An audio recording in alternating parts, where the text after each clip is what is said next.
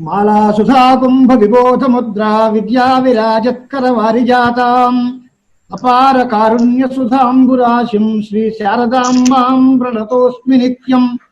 వక్తారమాసాద్యయమేవ నిత్యా సరస్వతి స్వార్థ సమన్వితాసీత్ నిరస్త దుస్తర్క కళంక పంకా నమామితం శంకరమర్చితాంఘ్రిం. శాస్త్రాబ్ధి పారదృశ్వానం సంగహీనం తపోనిధిం భజే శ్రీ భారతీతీర్థ గురుం భద్రౌఘదాయకం. విద్యా వినయ సంపన్నం వేతరాగం వివేకినం వందే వేదాంత తత్వజ్ఞం విధుశేఖర భారతీం. గురుర్బ్రహ్మ గురుర్విష్ణు గురుర్దేవో మహేశ్వర గురు సాక్షాత్ పరం బ్రహ్మ తస్మై శ్రీ గురవే నమః. ఇవాళ శంకర భగవత్పాదాచార్యుల వారి జయంతి. భారతదేశంలోనే కాదు యావత్ ప్రపంచంలోనూ మానవాళి అందరూ జరుపుకోవలసినటువంటి గొప్ప పండగ ఇది. కారణం ఏంటి అంటే మనం ఏదో శ్రీరామనవమి కృష్ణాష్టమి ఇలాంటివి చేసుకుంటాం. కానీ జగద్గురువుల వారు ఆదిశంకరాచార్య స్వామి వారు అవతరించకపోతే మనం అసలు దేవుడు దేయం వర్షం వేదం ఏమీ లేకుండా పోతుంది. అతి పూర్తిగా అంధకార బంధురమైనటువంటి కాలంలో పరమశివుడు శంకరాచార్య స్వామి వారిగా అవతరించారు. దేవతలందరూ వారి దగ్గరికి వెళ్ళి ప్రార్థించారు. వేదం అంటే చెవులు మూసుకుంటున్నారు, స్నాన సంధ్యావందనాదులు లేవు, యజ్ఞయాగాదులు లేవు, హవిర్భాగాలు లేవు, ఇలా అయితే ప్రపంచం అంతా అల్లకల్లోలం అయిపోతుంది, కనుక మీరు కాస్త అనుగ్రహించవలసింది అని అడిగితే కైలాసవాసి అయిన పరమశివుడు అనుగ్రహంతో వచ్చి చేశారు. ఆయన అంతకు ముందు ఏం చెప్పారంటే కర్మకాండనంతటినీ ఉద్ధరించమని కుమారస్వామి వారికి ఆదేశం ఇచ్చారు. ఆయన కుమారుల భట్టపాదులుగా భూలోకంలో అవతరించి కర్మకాండనంతా ఉద్ధరించారు. సంకర్షణ పతంజలులు అనే 2 మునుల చేత ఉపాసనాకాండనంతా ఉద్ధరింపజేశారు. తర్వాత 4 శిష్యులతో ఆచార్య స్వాముల వారు భూలోకంలో అవతరించారు. ఇప్పుడు మనకు ఉన్న సమయం తక్కువ కనుక నేను మళ్ళీ ఆ కథ అంతా చెప్పడం ప్రారంభిస్తే అంతా తెలిసినదే. మనం అందరం శంకర విజయం పారాయణలో చేశాం.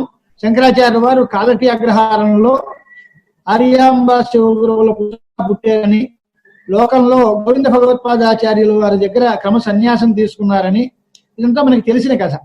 ప్రకృతంలో మనం తెలుసుకోవాల్సినటువంటి విషయం ఏమిటి అంటే బ్రహ్మ సత్యం జగన్ మిథ్య అంటాం మనం. ఇది వేదాంత సిద్ధాంతం. బ్రహ్మ సత్యం జగన్ మిథ్య అంటే జగత్తు మిథ్య ఎందుకయింది, మన పిల్లల కోసం తెలియాలి అంటే ఏం చెప్పరు. మిథ్య అంటే ఏమిటి అని అంటే మన హాయిగా నిద్రపోతున్నప్పుడు ఈ జగత్తు మనకు ఏదైనా కనిపిస్తుందా? సుషుప్తి కాలంలో మనకేమీ తెలియటం లేదు కనుక అది లేదు అని అర్థం.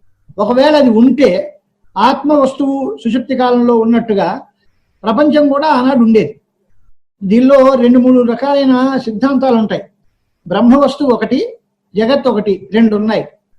ఈ 2 లేవు అనేవాళ్ళు కొంతమంది, 2 ఉన్నాయి అనేవాళ్ళు కొంతమంది, 2 లేవు అనేవాళ్ళు శూన్యవాదులు. వాళ్ళకి బ్రహ్మ లేదు, జగత్తు లేదు, సర్వం క్షణికం శూన్యం. ఏ క్షణంలో ఆ క్షణం అంతా పోతూ ఉంటుంది. ప్రపంచము లేదు, మిథ్యా జగత్తు లేదు, బ్రహ్మ వస్తువు కూడా లేదు అంటారు వాళ్ళు. ఇక చార్వాకులు మొదలైనటువంటి వాళ్ళు ఏమంటారంటే కంటికి కనిపిస్తుంది కనుక జగత్తు అంతా ఉంది, బ్రహ్మ వస్తువు కనబట్టలేదు కనుక లేదు అంటారు. 2 ద్వైతులు ఏమంటారంటే 2 ఉన్నాయి అంటారు. ప్రపంచము ఉంది, జగత్తు బ్రహ్మ ఉంది అంటారు. మన వేదాంతులు ఏమంటారు అంటే జగత్తు లేదు, బ్రహ్మ ఉంది అంటారు. ఇది చాలా విచిత్రమైన సిద్ధాంతం. ప్రపంచం కనిపిస్తోంది, కనిపించేటువంటి ప్రపంచం లేదంటున్నారు. ఎవరికీ కనపడకుండా ఉండేటువంటి బ్రహ్మ వస్తువు ఏమో ఉంది అంటున్నారు.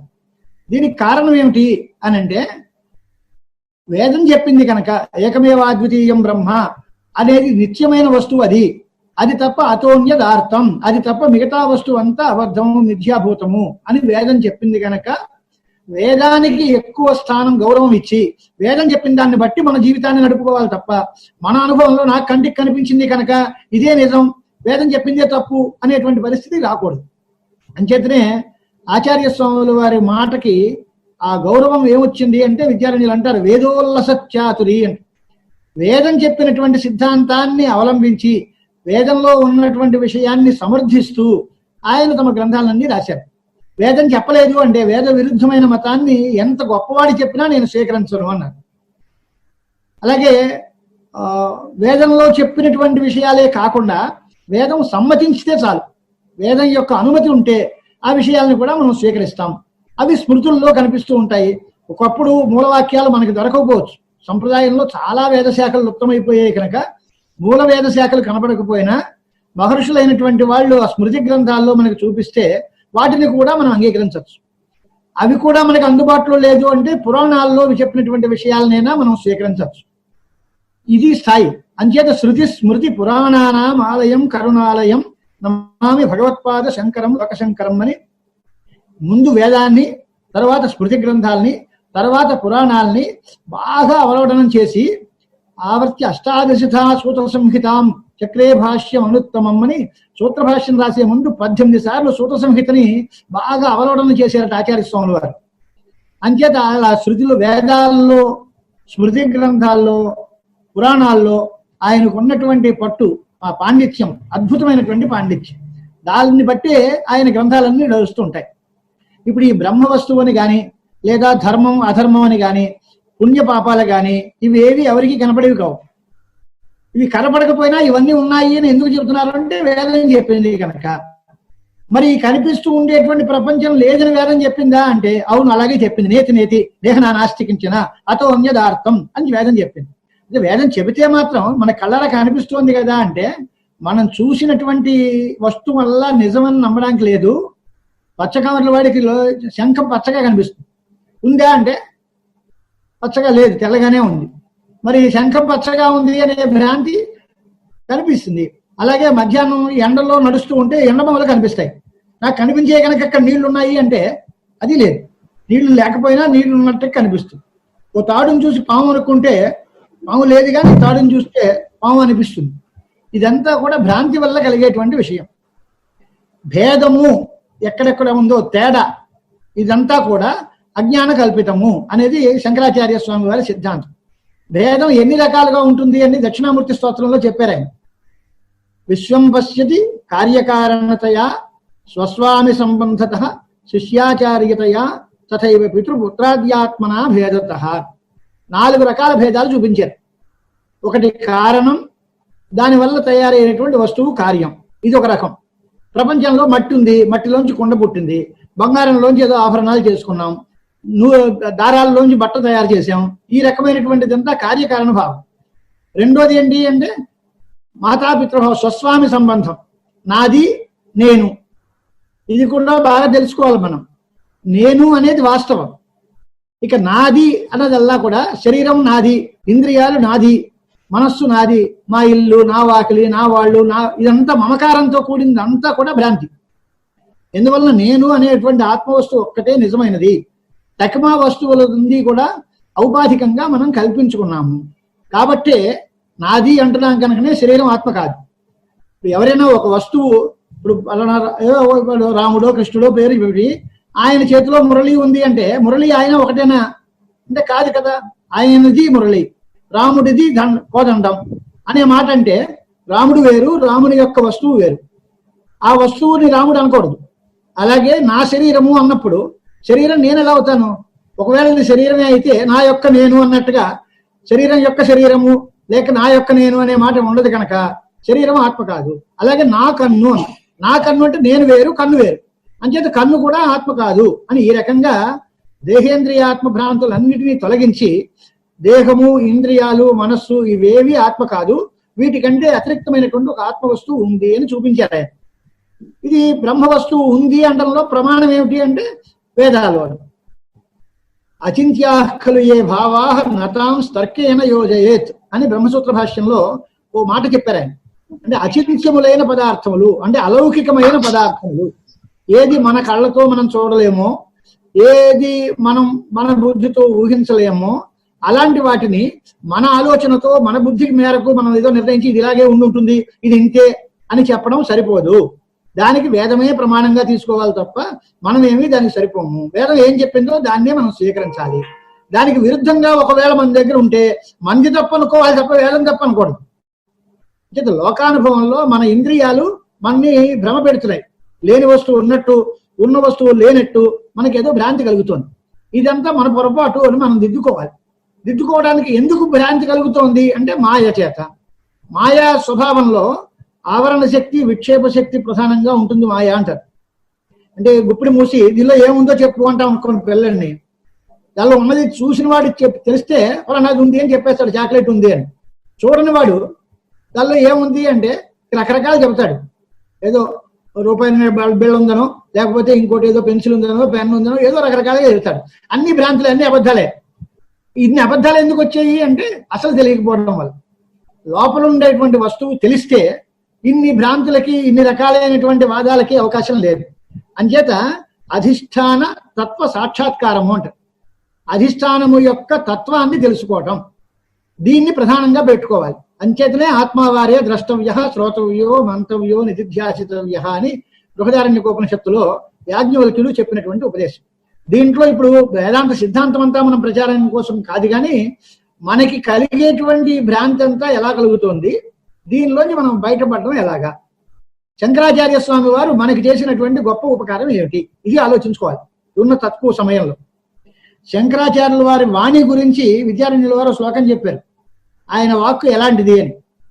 వారీ చిత్తమతంగజస్య నగరీ బోధాత్మనో భూపతే దూరీభూత దురంత దుర్వదఝరీ హారీకృత సూరిభి చింతాసంతతితూల వాతలహరి వేదోల్లసచాతురీ సంసారాబ్ధి తరీహి ఉదేతి భగవత్పాదీయ వాగ్వైఖరి అని. భగవంతుడి యొక్క, శంకరాచార్య స్వామి వారి యొక్క వాగ్ వ్యాపారం, ఆయన వాక్కు ఎంత గొప్పది అని అంటే దానికి మొట్టమొదటి లక్షణం ఏమిటి, దాని స్వరూపం అంటే వారి చిత్త మతంగజస్య. మన మనస్సు అనేటువంటి ఒక మదించిన ఏనుగుంటే ఆ ఏనుగుకి ఒక అంకుశం లాంటిది. అంటే మన మనస్సుని అదుపులో పెట్టేటువంటిది. ఇది చాలా ప్రధానం. మన ఏవో మనుష్యానాం కారణం బంధమోక్షయో అని, మనకి బంధం కలిగినా లేక మోక్షం కలిగినా అది మన మనస్సే దానికి కారణం. అంచేత ఆ మనస్సుని మనం అదుపులో పెట్టుకోవడం మన వల్ల అవదు. శంకర వాంగ్మయాన్ని కనుక మనం ఆశ్రయిస్తే మన మనస్సుకి మీద అదుపు పెట్టుకుంటుంది. ఆ అదుపులో అంకుశంకి ఎలా అయితే ఏనుగు లొంగిపోతుందో అలాగే మనస్సు అనేటువంటి మదగజాన్ని మన అదుపులో పెట్టేటువంటి వాంగ్మయం శంకరాచార్య స్వామి వారి యొక్క వాంగ్మయం. ప్రస్థానత్రయ భాష్యాలు కావచ్చు, లేదా ప్రకరణ గ్రంథాలు కావచ్చు, లేదా స్తోత్రాలు కావచ్చు, భజగోవింద స్తోత్రం, దక్షిణామూర్తి అష్టకం, శివానంద లహరి, సౌందర్య లహరి, ఇలాంటి రకరకాలైన గ్రంథాలు తీసుకుంటే అవన్నీ కూడా మన మనస్సు మీద ప్రభావాన్ని చూపించి మన మనస్సుని అదుపులో పెడతాయి. అంటే వారి చిత్తమతంగా జస్య, నా మనస్సు నా అదుపులో ఉంది కానీ నాకు తెలియని విషయం అంటే నగరీ బోధాత్మనో భూపతే, జ్ఞానం అనేటువంటి రాజుగారు నివసించే రాజధాని పట్టణం శంకరాచార్యుల యొక్క వాంగ్మయం, వారి వాక్కే. అక్కడే ఉంది జ్ఞానం. వారు చెబితేనే మనకి జ్ఞానం తెలుస్తుంది తప్ప వారు కనుక ఉపవాదన చేయకపోతే తక్కువ వాళ్ళు చేసేటువంటి ఆ అభూత కల్పనల వల్ల మనకి ఉన్న విషయం మరుగున పడిపోతుంది. లేనివి రకరకాలైనటువంటి అబద్ధాలన్నీ మన మనస్సులో చేరుకుంటూ ఉంటాయి.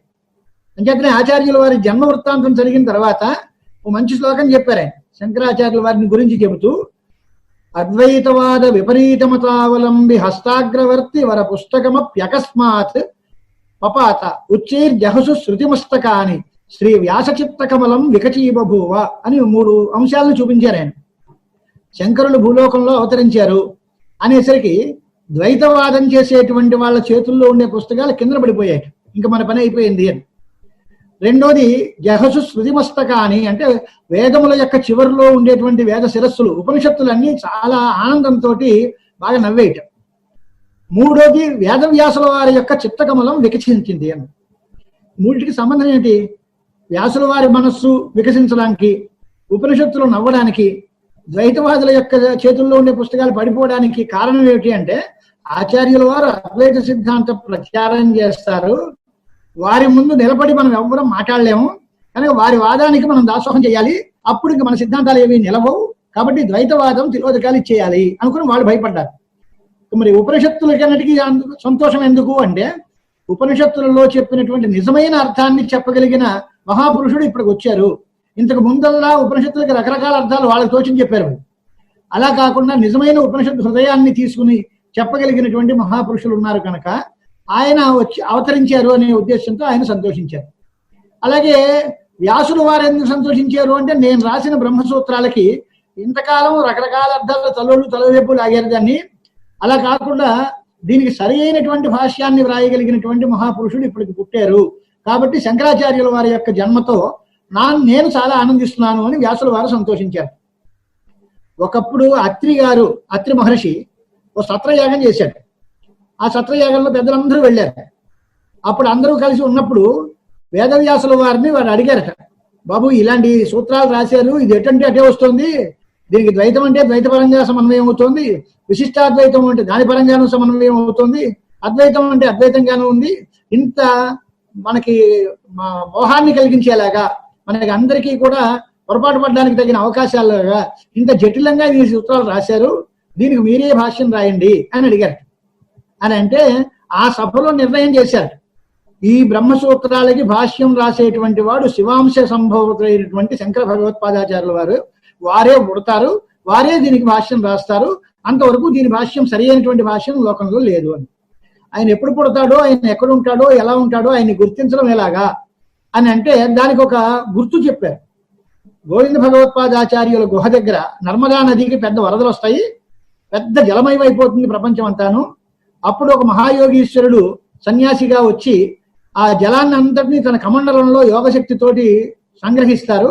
ఆయనే గుర్తుపెట్టుకోండి, ఆయనే పరశివాంశతో పుట్టినటువంటి శంకర భగవత్పాదులు, ఆయన వల్ల ఈ కార్యక్రమం జరగాలి, ఆయన గోవింద భగవత్పాదులకు శిష్యులుగా అవుతారు అనేటువంటి వార్త ఆనాడు శివ అనుగ్రహంతో అత్రికృత సత్రయాగంలోనే నిర్ణయం చేశారు. ఈ విషయం అంతా కూడా గోవింద భగవత్పాదులు చెబుతారు. ఆ విషయం ఆయన నీకోసమే నేను నిరీక్షిస్తున్నాను, సాధారణంగా శిష్యులందరూ గురువుని వెతుక్కుంటూ వస్తారు, నేను నీకోసం నువ్వెప్పుడు వస్తావా నీకు కార్యక్రమం అప్పచెప్పి నా కర్తవ్యాన్ని నేను నిర్వహించుకోవాలి అనే ఉద్దేశంతో నేను నీకోసమే నిరీక్షిస్తున్నాను ఆయన అని ఆయన అన్నారు. అలాంటి అద్భుతమైనటువంటి ఘట్టాలు శంకర విజయ గాథల్లో చాలా కనిపిస్తాయి మనకి. దీనిలో ఇంకొక మాట కూడా మనకి ఏంటంటే మాయా సంపర్కం వల్ల ఇదంతా కలుగుతోంది అని. ఆ మాయలోంచి మనం బయటపడడం ఎలాగా, అసలు నిజమైన వస్తువు ఏమిటి, మాయ వల్ల ఏ రకమైన ప్రమాదాలకి గురయ్యాము, దీనిలోంచి బయటపడడం ఎలాగా అనేటువంటి దానికి వివేక చూడమనిలో ఓ చాలా అందమైన శ్లోకం ఒకటి శంకరాచార్యుల వారే రాశారు. శాంతో దాంత పరముపరత శాంతిం ఉపగత, శాంతిం అది చేసిన తర్వాత సమాధిం కుర్వన్ అచలవతి యతి అయినటువంటి వారు బాగా సర్వసంగ పరిత్యాగం చేసి బాహ్య వ్యాసంగాలన్నీ వదులుకుని శమధమాదులు పెంచుకుని సమాధిని చేస్తూ స్వస్య సర్వాత్మభావం అని తన యొక్క సర్వాత్మభావాన్ని ఎవరైతే గమనిస్తారో వాడు ముక్తిని పొందుతాడు. వాడికి ఏమవుతుంది, నేనే సర్వము అనేటువంటి మాట. నేనే సర్వము అనే మాటకి అభిప్రాయం ఏంటి అని అంటే సర్వభూతాని ఆత్మని, ఆత్మవత్ సర్వభూతాని, ఆత్మయందే సర్వభూతములు, తనలాంటివే అన్ని భూతములు, తనయందే సమస్తమంతా ప్రపంచమంతా ఉంది, ప్రపంచమంతా తానే నిండి ఉన్నాడు అనేటువంటి భావం. సర్వభూతస్థం ఆత్మానం సర్వభూతాని చ ఆత్మని అని భగవద్గీతల్లో తనయందే అన్ని భూతములు ఉన్నాయి, అన్ని భూతముల్లోనూ తానే ఉన్నాడు. త్వయి మయి అన్యత్ర చ ఏకో విష్ణు వృథా కుప్యసి మయి అసహిష్ణు అని కూడా ఆచార్యుల వారు చెప్పారు. నీలోనూ నాలోనూ ఉన్న శివుడు ఒకడే కదా, నన్ను చూసి నీకెందుకయ్యా ద్వేషం, నేను ఆనందిస్తే నువ్వు ఆనందించు, నేను బాధపడితే నువ్వు బాధపడు, ఎందువల్ల నీకు తేడా లేదు కనుక మనలో అంతా ఒకటే కాబట్టి అని సర్వమత సామరస్యాన్ని సర్వాత్మభావాన్ని చెప్పినటువంటి స్వాములు. ఇది తెలిస్తే ఏమవుతుంది అంటే తేనా అవిద్యా తిమిరజనితాన్ సాధు దగ్ధ్వా వికల్పాన్ బ్రహ్మాకృత్యా వివసతి అనేటువంటిది ఆ శ్లోకంలో చెప్పిన మాట. అంటే అవిద్యా తిమిర జనితాన్, అజ్ఞానము అనేటువంటి చీకట్లో దానివల్ల ఏర్పడినటువంటి వికల్పాలన్నీ, నేను చేస్తున్నాను, నేను ఫలం పొందుతున్నాను, ఈ రకమైనటువంటి ఆలోచనలు, నేను మనిషిని, నేను బ్రాహ్మణ్ణి, నేను క్షత్రియుణ్ణి, నాకు ఇది డబ్బు ఉంది, నాకు ఇది గర్వం ఉంది, ఈ రకమైనటువంటి అభిప్రాయాలన్నీ మాకురు ధనజన యౌవన గర్వం హరత నిమేషాత్ కాలస్సర్వం అని ఆచార్య స్వాముల వారి ఉపదేశంలో చెప్పినట్టుగా ఆ రకమైనటువంటి సిద్ధాంతాలన్నీ కూడా అవిద్య వల్ల ఏర్పడుతున్నాయి. ఆ అవిద్య దీని వల్ల పోతుంది. అంటే జ్ఞానం కలిగితే జ్ఞానం వల్ల అవిద్య పోతుంది, అవిద్య పోతే ఈ బంధాలన్నీ పోతాయి. అదేంటండి అవిద్య అంటారు, అవిద్య కనపడేది కాదు, పెట్టేది కాదు, అది పోతే మన బంధాలన్నీ ఎలా పోతాయి అంటే సూత్ర భాష్యంలో చక్కటి ఉపవాదన చేశారు ఆయన. అవిద్య అంటే ఏంటి అంటే ఆత్మ వస్తువు కాని దాన్ని ఆత్మ అనుకోవడం. ఏది ఆత్మ ఏది అనాత్మ. ఇప్పుడు శరీరం ఉందనుకోండి, శరీరం ఆత్మ కాదు అనుకున్నాం ఇందాక. మరి ఆత్మ శరీరం కంటే వేరు, కానీ మనం ఏమనుకుంటున్నాం, శరీరాన్ని చూసి ఆత్మ అనుకుంటున్నాం. మనకి దోమ కుట్టినా చీమ కుట్టినా అయ్యో అంటున్నాం. కాపాలికుడు ఉగ్రభైరవ సంవాదంలో ఉగ్రభైరవుడు వచ్చి నీ శిరస్సు ఇచ్చేయండి అంటే సంతోషంగా తీసుకెళ్ళు అన్నారు స్వాముల వారు. అంటే ఆచార్యుల వారికి దేహాభిమానం లేదు, శరీరం మమకారం లేదు. ఈ శరీరం పోతే పోనీ నాకే. అలాగే షడూర్ములు అని మరొక 6 విషయాలు ఉన్నాయి. శోకం, మోహం, ఆకలి దప్పులు, అలాగే క్షుత్ పిపాసలు, ఆకలి దప్పిక, శోకము మోహము, ఇలా జరా మృత్యువులు, ఈ రకమైనటువంటి 6 ఉన్నాయి. ఈ 6టిని కూడా వదులుచుకోవాలి అంటే మనం బాధపడుతూ ఉంటాం. మాకు ఆకలి వేస్తుంది, దాహం వేస్తుంది, దీన్ని ఎలాగ తగ్గించుకోవాలి, నాకు శోకం ఉంది, మోహం ఉంది, వీటిని తగ్గించుకోవడం ఎలాగా, ముసలితనము, రోగాలు, రొచ్చులు ఇలా వస్తున్నాయి, మృత్యు వస్తుంది, దీన్ని తగ్గించుకోవడం ఎలాగా. శంకరాచార్యుల వారు ఏమన్నారు అంటే ఆకలి దప్పిక అనేది అది ప్రాణానికి సంబంధించింది, మనస్సుకి సంబంధించింది శోక మోహాలు, శరీరానికి సంబంధించింది జరా మృత్యువులు. ఇవి ఏవి ఆత్మ కాదు. ప్రాణము ఆత్మ కాదు, మనస్సు ఆత్మ కాదు, శరీరము ఆత్మ కాదు. మరి దాని గురించి వాటికి సంబంధించిన రోగాలతోటి మాకు బాధ ఏముంది, పక్కవాడి ఇంట్లో వాడికి జ్వరం వచ్చింది అంటే నాకేం పోయింది అని. అలాగే పక్కవాడు అన్నం తింటే నాకు ఆకలి తీరుతుందా, పక్కవాడికి జ్వరం వస్తే నాకు బాధ వస్తుందా. అలాగే శరీరానికి సంబంధించినటువంటి రోగాలు ఆత్మకి అంటవు, మనస్సుకి సంబంధించిన రోగాలు ఆత్మకి అంటవు, మనస్సు అలాగే ప్రాణానికి సంబంధించినవి కూడా ఆత్మకి అంటవు అనేటువంటి సిద్ధాంతం చెప్పారు ఆయన. కానీ ఎప్పుడు మనం ఏంటి దాంతో ముడిపడిపోయింది. నా మనస్సు వేరు, నేను వేరు అనుకోవట్లే. మనస్సులో ఆలోచించిందల్లా నేను ఆలోచించాను అంటున్నాడు. ఈ శరీరంతో చేసిన పని అల్లా నేను చేశాను అంటున్నాడు. ప్రాణం అంతా నా ప్రాణం తొలగిపోయింది అంటే నాకు దాహం వేసింది, నాకు దాహమా నా ప్రాణానికి దాహమా అంటే నేను వేరు ప్రాణం వేరు అనేటువంటి పరిస్థితి లేకుండా అంతా ఒకటే అనేటువంటి భావంతో అధ్యాసతోటి కాలక్షేపం చేస్తున్నాం. దీన్ని పోగొట్టుకోవాలి అని స్వాముల వారికి చెప్పారు. దానికి మార్గం ఏమిటి? ఇప్పుడు మనం సాధనాల గురించి ఆలోచిస్తున్నాం కనుక ఇప్పుడు ఏం చేయాలి మనం అని అంటే మనస్సుని శుద్ధిపరచుకోవడమే మొదటి మెట్టు. మనస్సు శుద్ధమైపోతే దానిలో జ్ఞానం వస్తుంది. ఆ అద్దాన్ని ఉదాహరణగా చూపిస్తాం మనం. ఒక చక్కటి అద్దం ఉంది, చాలా పవర్ఫుల్, కానీ దాని నిండా మట్టి పట్టిపోతే ఆ అద్దంలో మన ముఖాలు కనపడవు. కనుక దాని ముందు ఏం చేయాలి? అద్దాన్ని శుభ్రంగా తుడవాలి. అది బాగా కదులుతూ ఉంటే కూడా మనం సరిగ్గా చూసుకోలేము. కాబట్టి కదలకుండా ఒక చోట కట్టి పాడేయాలి. ఈ రెండింటిని ఏమంటారు? నిర్మలత్వం, నిశ్చలత్వం అంటారు. మనస్సుకి నిర్మలత్వం ఎప్పుడు వస్తుంది అని అంటే సత్కర్మాచరణం, స్వధర్మాన్ని ఆచరించి మనకి విధించినటువంటి పనుల్ని సక్రమంగా చేయటం, దానివల్ల నిర్మలత్వం వస్తుంది. నిశ్చలత్వం ఎప్పుడు వస్తుంది అంటే ఏదో ఇష్టదైవాన్ని, ఏదో గాయత్రి జపం సహస్రవారం గాయత్రి చేస్తాము, లేదా శివ పంచాక్షరి జపం చేస్తాము. ఈ రకమైనటువంటి ఇష్టదేవత ధ్యానం వల్ల, ఉపాసన వల్ల మనస్సుకి ఏకాగ్రత ఏర్పడుతుంది. ఈ రెండు చాలా ప్రధానంగా కావాలి అని చెప్పారు. చాలా కథలన్నీ చూస్తే మనం శంకరాచార్య స్వామి వారు జ్ఞానాన్ని ప్రతిపాదించేటువంటి మనిషి. ఆయన అద్వైత సిద్ధాంతాన్ని చెబుతారు. ఈ కర్మకాండ అంతా నాన్సెన్స్ అని, ప్రపంచం అంతా లేదని చెబుతారు. లోకంలో నడవడం ఎలాగా? ఆయన చరిత్రని మీరు పరిశీలించి చూసినట్టయితే మొట్టమొదట్లో ఆయన చేసినటువంటి లోకోపకారం ఏది అంటే వృద్ధ బ్రాహ్మణ స్త్రీకి కనకధారాస్తవం చేసి లక్ష్మీ అమ్మవారి యొక్క అనుగ్రహంతో ఆయనకి సంపద ఇచ్చాడు. వాడికి జ్ఞానోపదేశం చేయలేదే. ఈ దరిద్రంతో బాధపడితే నీకు దరిద్రం ఏమిటి, సంపద ఏంటి అనలే. వాళ్ళకి అవసరం ఏమిటి అప్పుడు అంటే వాళ్ళకి సంపద కావాలి, ఆ సంపదే కావాలి అనుకున్నారు. సంపద కావాలి అంటే గత జన్మల్లో వాళ్ళు ఏం చేయలేదు అని అడిగింది లక్ష్మీ అమ్మవారికి సాక్షాత్కరించి. వాళ్ళు గతంలో ఏమీ దానం చేయలేదు, ఇప్పుడు నేను ఎలా ఇస్తాను అని అడిగారు.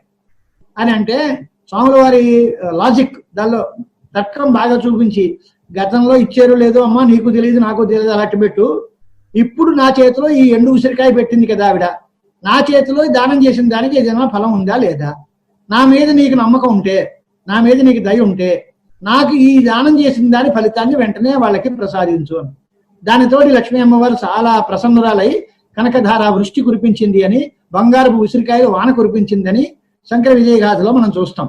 అంటే దానివల్ల ఏం తెలిసింది అంటే దరిద్రంలో ఉన్న వాళ్ళకి ఐశ్వర్యం కావాలి, వాళ్ళకి ఏది కావాలో అదే చెప్పారు అంతే. నీకు నేను ఉపనిషత్తులు చెప్తాను, వేదాంతం చెప్తాను అనలే అక్కడ.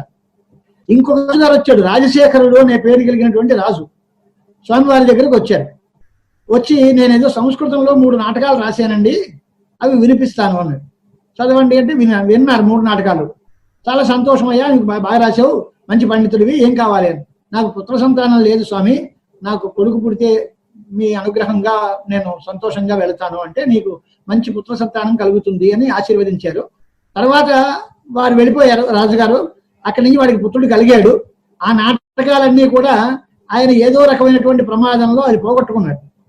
తర్వాత మళ్ళీ తీర్థయాత్ర సందర్భంలో శంకరాచార్య స్వామి వారి దర్శనం చేశాడు. ఆయన ఏమయ్యా మీ కొడుకు నువ్వు కుటుంబంతో బాగున్నారా అని అంటే సంతోషం అండి, మీ అనుగ్రహం వల్ల మాకు పుత్ర సంతానం కలిగింది, కానీ నేను కష్టపడి రాసిన నాటకాలు 3 పోయాయి, దానివల్ల మాత్రం బాధగా ఉందండి.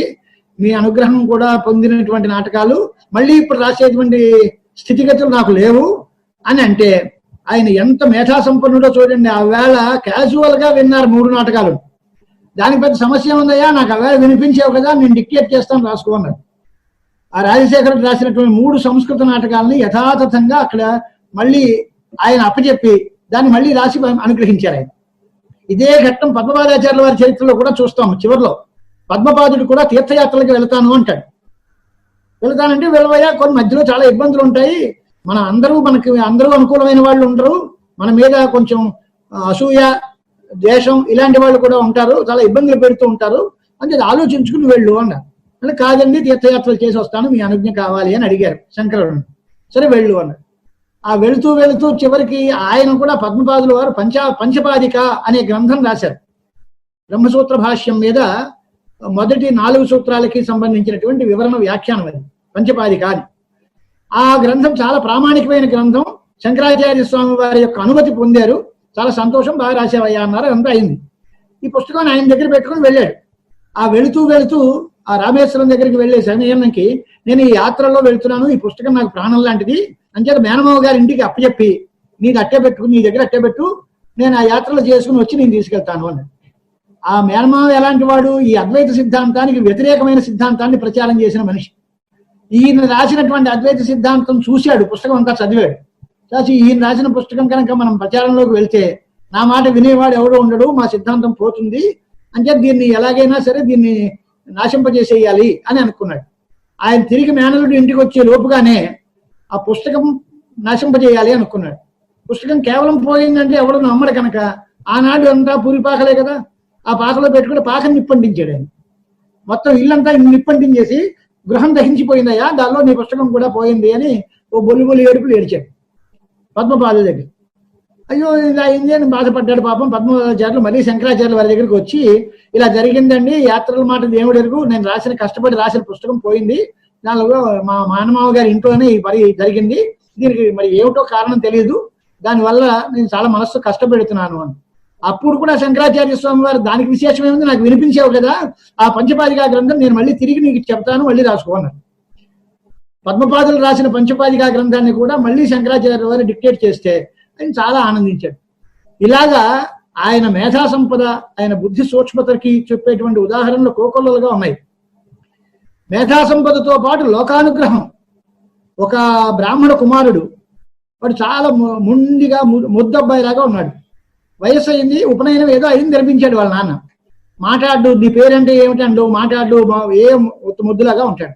ప్రభాకర మిశ్రుల యొక్క కొడుకు. ఆయన్ని చూశారు యాత్రల్లో. ఆ తండ్రి కాళ్ళ మీద పడి గురువు గారి దగ్గరికి వచ్చి చేశాడు. చేస్తే వీడేం మాట్లాడట్లేదండి అన్నాడు. ఏం మాట్లాడట్లేదు అంటావు, నీతో మాట్లాడాల్సిన మాటలు ఆయన దగ్గర ఏం లేవు, ఆయన పూర్తి వేదాంత భూమికలో విహరిస్తున్నాడు, ఆయన వల్ల నీకేం పని లేదు, ఆయనకేది ఎలా మాట్లాడించాలో నేను మాట్లాడిస్తాను చూడు అని చెప్పి ఆయన నువ్వెవరు ఏమిటి అని అడిగితే, ఆయన అద్భుతమైనటువంటి వేదాంత తత్వాన్ని అంతటిని చేతిలో ఉసిరికాయ పెట్టినట్టుగా కరతలామలకంగా చూపించినట్టుగా వేదాంత తత్వాన్ని అంతటి శ్లోకాలు చెప్పాడు. చెబితే ఇదంతా మిమ్మల్ని చూస్తే వచ్చిన పాండిత్యం అండి, ఇది మా వాడికి తన పేరేమిటో తెలియదు, సంధ్యావందనం కూడా చేత కాదు, ఇలాంటి వాడు ఇంత గొప్ప చేశాడు అంటే ఆయన పూర్వ వృత్తాంతాన్ని చెప్పారు శంకరాచార్య వారు. ఈయన మామూలు వాడు కాదు, సామాన్యుడు కాదు. పూర్వం ఒక మహాయోగి ఉన్నాడు. ఆయన నిరంతరం వేదాంత చింతనము యోగాభ్యాసము చేసుకుని ఒక నది చెరువు ఒడ్డున కూర్చుని యోగాభ్యాసం చేస్తూ ఉండేవాడు. అప్పుడు ఆ దగ్గరికి వచ్చేసరికి ఒక అమ్మాయి తన బిడ్డను తీసుకొచ్చి స్నానానికి నీళ్లు తుమ్మోసుకోవడానికి వచ్చింది. ఆ చిన్నపిల్లడు, ఏడాది పిల్లడు ఎక్కడో ఆ మెట్ల దగ్గర పెట్టి, స్వామి చూస్తూ ఉండండి, నేను నీటిలో దిగి స్నానం చేసుకుని నీళ్లు పోసుకుని వెళ్తాను, అంతవరకు మా పిల్లల్ని చూస్తుంది అని చెప్పింది. చెబితే ఆ పిల్లల్ని చూస్తూ, ఈయన యోగాభ్యాసంలో సమాధిలో ఉన్నారు. ఆ పిల్లల్ని అప్పచెప్పినట్టు తెలియదు, అక్కడ పెట్టినట్టు తెలియదు, ఏమీ తెలియదు. ఆ అమ్మాయి వెళ్ళింది, లోపలికి వెళ్తే స్నానాలు బట్టలు తుక్కోవడాలు అన్నీ అయ్యి బెంతి నీళ్లు తీసుకుని ఇతరులకు వచ్చేసరికి ఆ పిల్లలు లేడు. 2 దొల్లులు వెళ్ళి నీటిలో పడిపోయాడు. పడిపోతే మళ్ళీ అడిగి, స్వామి మా పిల్లల్ని అప్పచెప్పాను, దాని మాట ఏమిటండి అని అడిగాడు. పిల్లలు ఏమిటి అన్నారు. అక్కడ అప్పచెప్పినట్టు తెలియదు, ఆ పిల్లడు పోయినట్టు తెలియదు, దొలిచినట్టు తెలియదు, ఏమీ తెలియదు. అంటే వాడు గోల పెట్టింది పుత్రుడి శోకంతో. ఆ అమ్మాయి పుత్రుడి శోకం చేస్తే సమాధిలో ఒకసారి ఆలోచించి జరిగిన వృత్తాంతం ఏమిటి అనుకున్నారు. అంటే ఆయన ఏమనుకున్నారు, ఓహో, వీ కుమారుని నాకు అప్పచెప్పింది, పాపం పుత్ర శోకంతో బాధపడుతోంది, అంచేత ఆ పుత్రశోకం ఆవిడికి ఉండకూడదు, నన్ను నమ్మి ఇక్కడికి వచ్చింది కనుక ఆవిడికి నేను న్యాయం చేయాలి అనుకుని అంత మహాయోగీశ్వరేశ్వరుడు పరకాయ ప్రవేశంతో ఆ పిల్లడి శరీరంలో తాను దూరి పిల్లడు బయటకు వచ్చాడు. ఈయన కాస్త దేహత్యాగం చేశారు. ఆ మహాయోగి అష్టామలకాచార్యుల వారు అయ్యారు. అంచేత పూర్వజన్మలో ఆయన చేసినటువంటి మహాసాధనం వల్ల, అద్భుతమైనటువంటి తపస్సుని చేయడం వల్ల, అనంత విజ్ఞానం సంపాదించుకోవడం వల్ల ఆయనే ఈ కుమారుడిగా వచ్చాడు కనుక ఆయనకి వేదాంత తత్వం అంతా చేతిలో విసిరికాయలాగా హాయిగా కనిపిస్తూ ఉంటుంది. ఆయన హస్తామలకాచార్యులు అని పేరుతోటి ఆయన మా శిష్యరికంగా మా దగ్గరికి వస్తారు. ఆయన వల్ల మాకు లాభం తప్ప నీకు లాభం ఏం లేదన్నారు. సరే, ఆ గురువు గారికి అనుగ్రహించి గురు కృప తీసుకున్నారు. గురువు ఆశీర్వచనంతో ఆ పండితులు చాలా సంతోషించాడు అని ఆ కథ అక్కడికి పూర్తి చేశారు. ఇంకొక ఘట్టంలో చెబుతూ ఒక మరణించిన కుమారుడిని దగ్గర కూర్చోబెట్టి బాధపడుతున్నట్టు ఒక తండ్రి. ఆచార్య స్వాముల వారు ఆ ప్రాంతంలో విజయయాత్ర చేస్తూ ఉన్న కాలంలో ఏమిటి బాధ అన్నారు. అంటే కుర్రాడు పోయాడండి. ఈయన చూశారు. చూసి ఏం పోవడం ఏంటి, వాడు పిలిస్తే వస్తున్నాడే అన్నారు. పిలిచి రారా అబ్బాయి అంటే వాడు వచ్చేసాడు తిరిగి బతికి. మృత సంజీవనం, చనిపోయినటువంటి కుర్రాన్ని బతికించి ఆయన్ని తీసుకొచ్చారు. ఇలాంటి అద్భుతమైన లీలలు. తమ తల్లి స్నానం చేయడానికి ఎండలో బాధపడుతోందని పూర్ణానది ప్రవాహాన్ని మరల్చి మర్నాడు పొద్దున్న తన ఇంటి పక్క నుంచి పూర్ణానదిని ప్రవహింపజేసినటువంటి మహాపురుషులు ఆచార్య శంకర భగవత్పాదులు. అంటే లోకానుగ్రహం చేయడంలో చాలా అద్భుతంగా ముందున్నారు.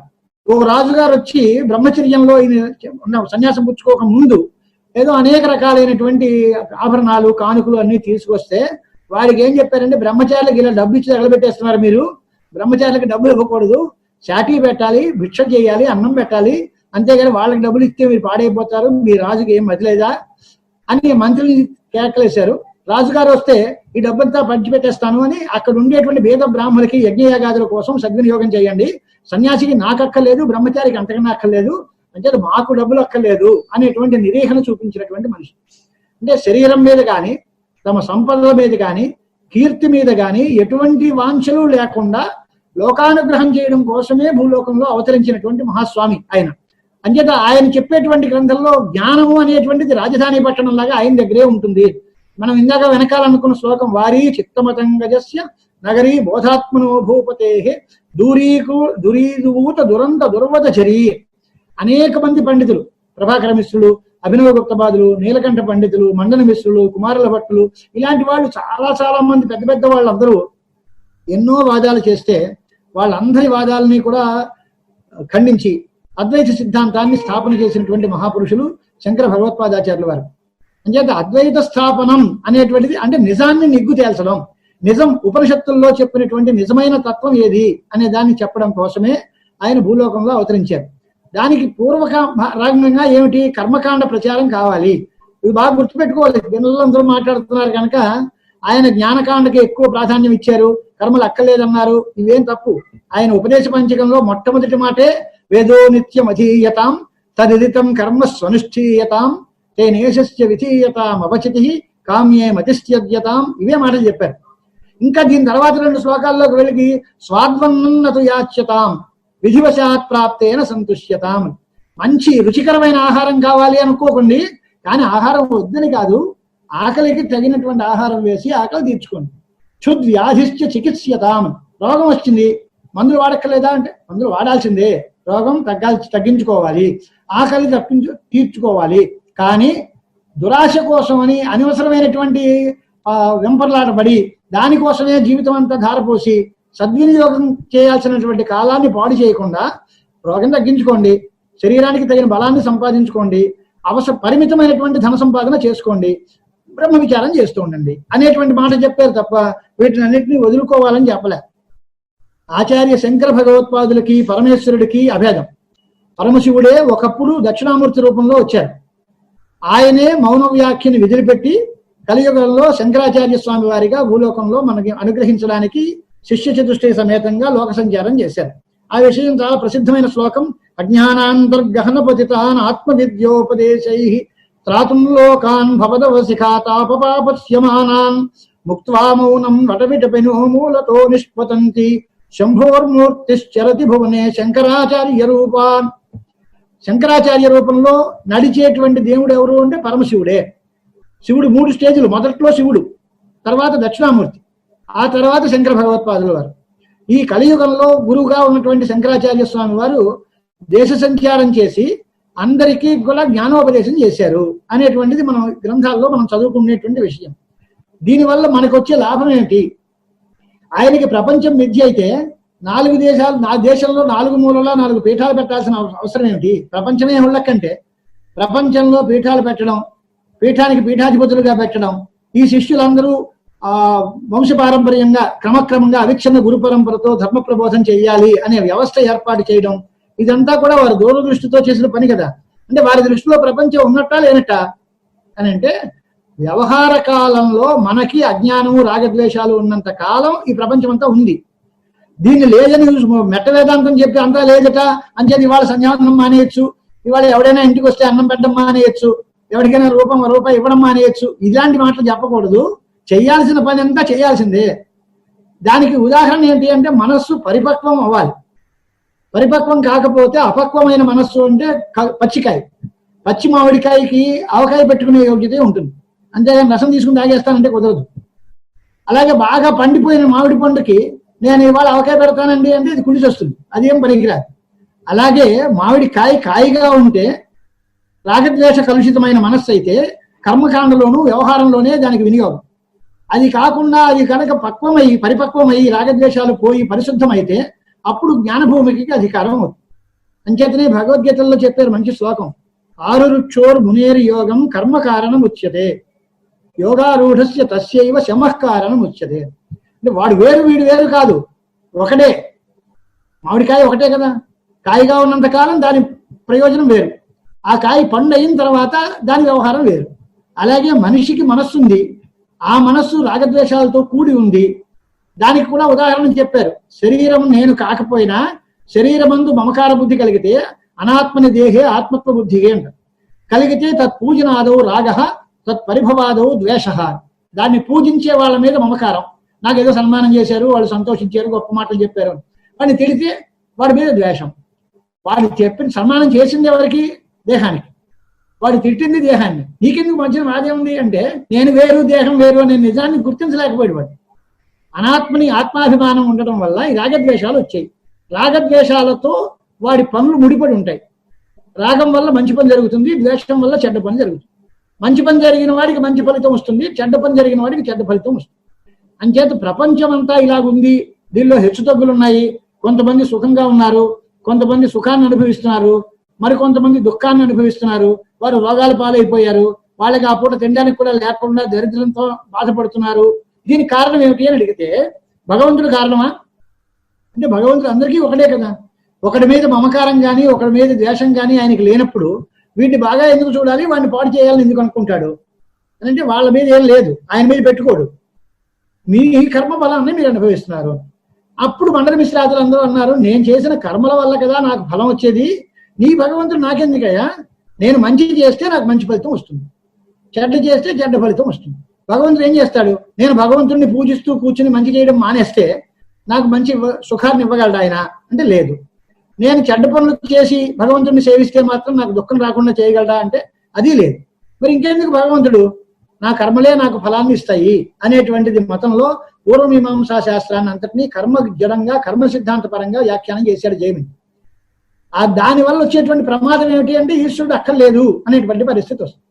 మన గురువు గారు భారతీ తీర్థ మహాస్వాముల వారు, ఒక రథానికి 2 చక్రాలు ఉన్నట్టుగా దైవం పురుషకారం 2 ఉండాలి, మానవ ప్రయత్నము చేయాలి, దైవానుగ్రహం కూడా కలిసి రావాలి. అలాంటప్పుడే మన ప్రయత్నం ఫలిస్తుంది. కేవలం ప్రయత్నం చేతే కృతార్థుడిని అయిపోతాను అంటే అది జరిగే పని కాదు. కేవలం దేవుడి మీదే నమ్మకం పెట్టుకుని చేయడం పని మానేస్తాను అంటే అది కూడా జరిగే పని కాదు. అంటే నీ పని నువ్వు చెయ్యి, భగవంతుడిని నమ్ముకో, ఆ భగవద్ అనుగ్రహం చేత నీ పనికి సత్ఫలితాలు వస్తాయి. మరి భగవంతుడు ఎందుకు ఈ మాట అంటే, కర్మాపేక్షతో ఫలప్రదానం చేసేవాడు పరమశివుడు, పరమాత్మే ఫలప్రదానం చేస్తాడు. ఆయన కూడా మరి ఆయన ఫలప్రదానం చేస్తాడు అంటే కొంతమందికి మంచి కొంతమందికి చెడ్డ అంటే పక్షపాతం వస్తుంది. వైషమ్య నైర్ఘృణ్యాధికరణం అంటే మా గణపతిలు ఉన్నారు కదా పతంజలి వాళ్ళు, వైషమ్య నైర్ఘృణ్యేన సాపేక్షత్వ తథాహి దర్శయతి అని బ్రహ్మసూత్రం. ఆయనకి కూడా వైషమ్యాలు నైర్ఘృణ్యాలు ఉన్నాయా? ఒకళ్ళ మీద మమకారం ఒకళ్ళ మీద ద్వేషం ఇలా ఉన్నాయా అంటే లేవండి అని. మరి ఈ తేడా ఎందుకు వచ్చింది అని అంటే, తేడా వాళ్ళు చేసుకున్న ఫలితాన్ని బట్టి వచ్చింది, కర్మల్ని బట్టి వచ్చింది.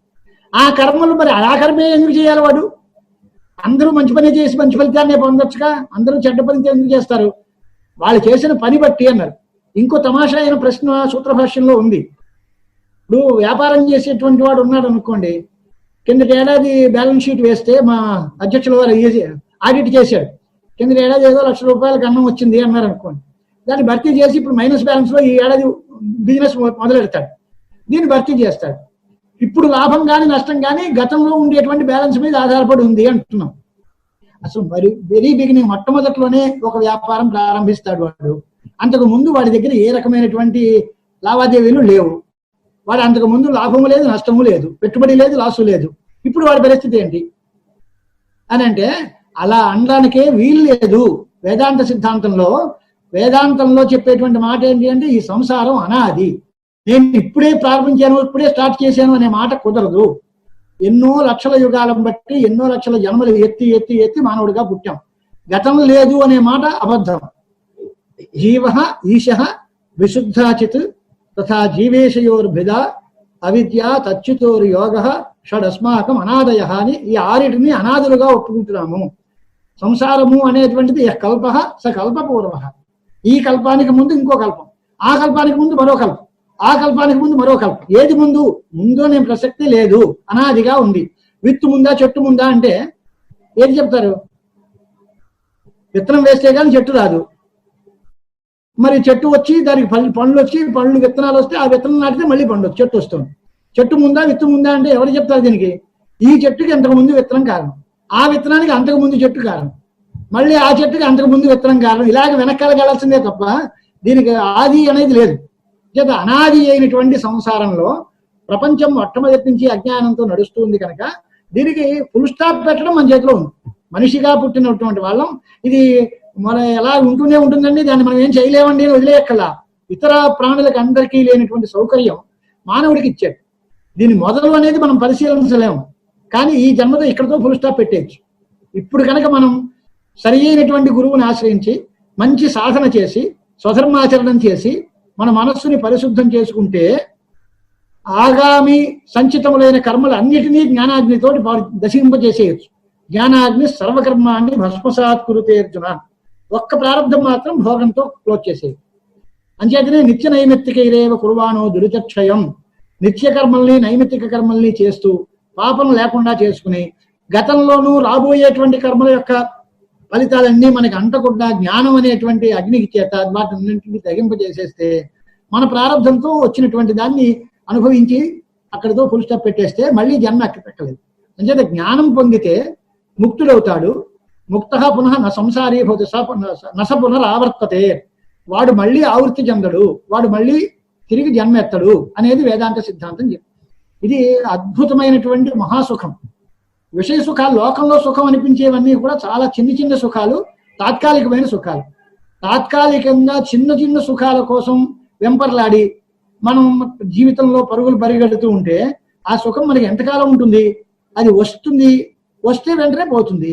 వచ్చినప్పుడు ఆనందం, పోయినప్పుడు దుఃఖం. కానీ మొత్తం జన్మ దుఃఖం, జరా దుఃఖం, జాయా దుఃఖం, పునః పునః సంసార సాగరం దుఃఖం, తస్మాత్ జాగ్రత్త జాగ్రత్త అని ఆచార్యుల గారు ఉపదేశం చేసినట్టుగా పుట్టినవాడి ప్రతివాడికి దుఃఖం తప్పదు. అనేది పుట్టుక లేకుండా చేయాలి. అదే మన సభల్లో అయితే ఇంకా చెప్తూ ఉంటాం, దుఃఖ జన్మ ప్రవృత్తి దోష మిథ్యా జ్ఞానాన ఉత్తరోత్తరాపాయే తదనంతరాపాయాద్ అపవర్గ అని గౌతమ సూత్రం చెప్తారు. ఇప్పుడు అదంతా మనకు అక్కర్లేదు. మన పిల్లలందరూ మనం వింటున్నాం కనుక మనం చేసుకునే పని ఏంటి అంటే, ప్రతి మనిషికి సాధారణమైన కోరిక ఏంటి అంటే, నాకు దుఃఖం పోవాలి, సుఖంగా ఉండాలి. దుఃఖం ఎలా పోతుంది, సుఖం ఎలా వస్తుంది? ఆ సుఖాలు కూడా చిన్న సుఖాలు పెద్ద సుఖాలున్నా తాత్కాలికంగా ఓ క్షణం ఉండే సుఖం కావాలా, శాశ్వతంగా సుఖం కావాలా అని అంటే, ఎంత సామాన్యుడైనా నాకు శాశ్వత సుఖం కావాలంటాడే తప్ప నాకు అరగంట సేపు సుఖం ఉంటే చాలండి, తగ్గమాది దుఃఖమైనా పర్వాలేదని ఎవడు అండు. ప్రతి వాడికి శాశ్వతమైన సుఖం కావాలి. శాశ్వతమైన సుఖం ఏది అంటే ఆత్మవస్తువే. ఆత్మాతిరిక్తమైన ఏ వస్తువు శాశ్వత సుఖం కాదు. ఏ వస్తువైనా సరే వస్తూ ఉంటుంది, పోతూ ఉంటుంది. ఆగమ అపాయన, పుట్టుక చావు గలవి ఆగమ అపాయులు. చాలా గొప్ప మాట ఏంటి అంటే, పుట్టడం, ఉనికి కలిగి ఉండడం, పెరగడం, మార్పు చెందడం, కృషించడం, నశించడం, ఇవి షడ్భావ వికారములు అని చెప్తారు. జాయతే, అస్తి, వర్ధతే, విపరిణమతే, అపక్షీయతే, నశ్యతి. ఈ 6 భావ వికారాలు ఉన్నవి ప్రపంచంలో అన్ని వస్తువులు. ఒక్క ఆత్మ వస్తువుకి మాత్రం ఏవీ లేవు. దానికి పుట్టుక లేదు, చావు లేదు, మార్పు లేదు, పెరగడం లేదు, తరగడం లేదు. నా కర్మణ నా కర్మణ వర్ధతే నో కనీయా. అది చిన్నది కాదు, పెద్దది కాదు. దానికి పుట్టుక లేదు, చావు లేదు. అది ఎలాంటిది అంటే సుఖస్వరూపం. దానికి కూడా ఒక చిన్న ఆర్గ్యుమెంట్ మనం చూస్తే పిల్లలు ఆలోచిస్తాం అనుకోండి, ఈ పని నేను చేశాను అని ఎందుకు అని ప్రశ్న చేయండి.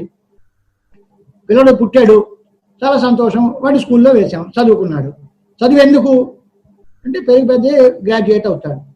తర్వాత ఏంటి లాభం? ఉద్యోగం వస్తుంది. ఉద్యోగం వస్తే దానివల్ల లాభం ఏంటి అంటే బాగా డబ్బులు వస్తాయండి. డబ్బులు వచ్చాయి, దానివల్ల లాభం ఏమిటి, దీనికి ఫలం ఏమిటి, దీనికి ఫలం ఏమిటి అని వెతకడం ప్రారంభించామనుకోండి, చిట్ట చివరికి ఆన్సర్ ఏమొస్తుంది అని అంటే ఎవరి మట్టికి వాళ్ళు ప్రయత్నం చేసుకోండి. నేను ఇల్లు కొనుక్కున్నాను, మంచిదే. ఇల్లు వల్ల దేనికి వస్తుంది అంటే ఇంట్లో హాయిగా ఉండొచ్చు. ఉంటే దానివల్ల లాభం ఏంటి? అలా ప్రతి పనికి దీనివల్ల లాభం ఏమిటి, దీనివల్ల లాభం ఏమిటి అని వెతికితే చెట్టు చివరికి సుఖంగా ఉంటామండి అంటాం. సుఖం దేనికోసం అనే మాట ఆన్సర్ లేదు. సుఖం సుఖం కోసమే.